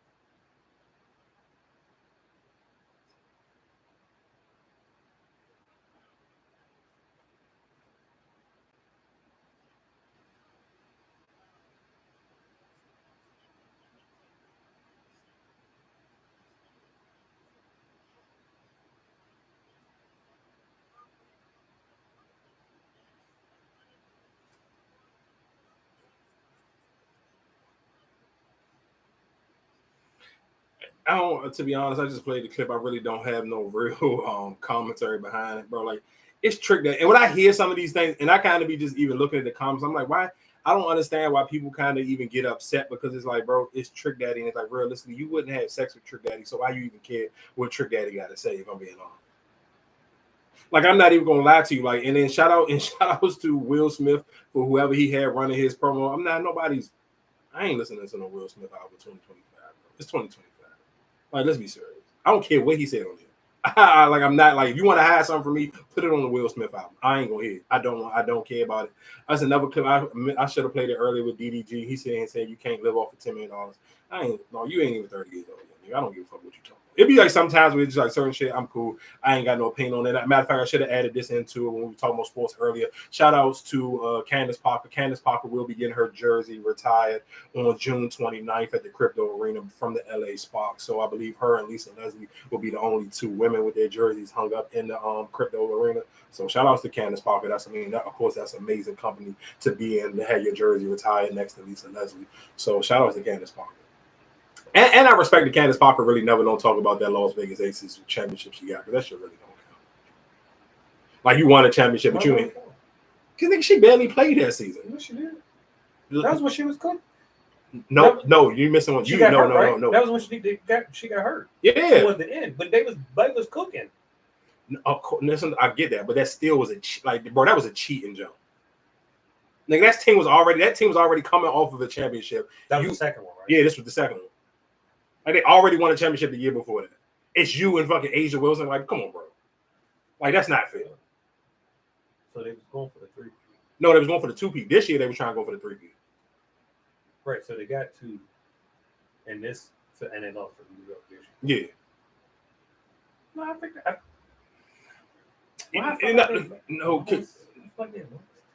No, they won. So they won one. Then she came, and that's when they won the second one. And they were trying to go for the 3-peat this year. Okay. With the season that just passed. But yeah, you can't count that one. Like, she didn't even play like majority of towards the end of that season. She didn't play in the playoffs at all, and she didn't play towards the end of the season. Like, she got injured. Like, she got injured. I thought she got injured in the playoffs. No, hell no. She got injured like during the regular season. Yeah, she got injured during the regular season. But again, she's still Candace Parker. Like, don't get it twisted. I'm just saying, just don't claim that ring. I ain't sitting here saying like she can't still pop her shit. I mean, she Candace Parker. She can still talk, whatever. Like, she's still her. Like, nigga, she carried that Chicago Sky team and won a championship during they won theirs like right after the bubble. They won that 2021. So yeah, like I said, we here each and every Tuesday. Like, share, and subscribe. I feel like it ain't too much else. And Marcus, we gotta keep these jumps in like the 3-hour mark, so it won't go too far much longer. I'll holler at y'all next Tuesday. Like, share, and subscribe. We'll holler at y'all each and every Tuesday. And man, give my man Marcus a little bit. Like, he's still made. Man, I'm a man without you.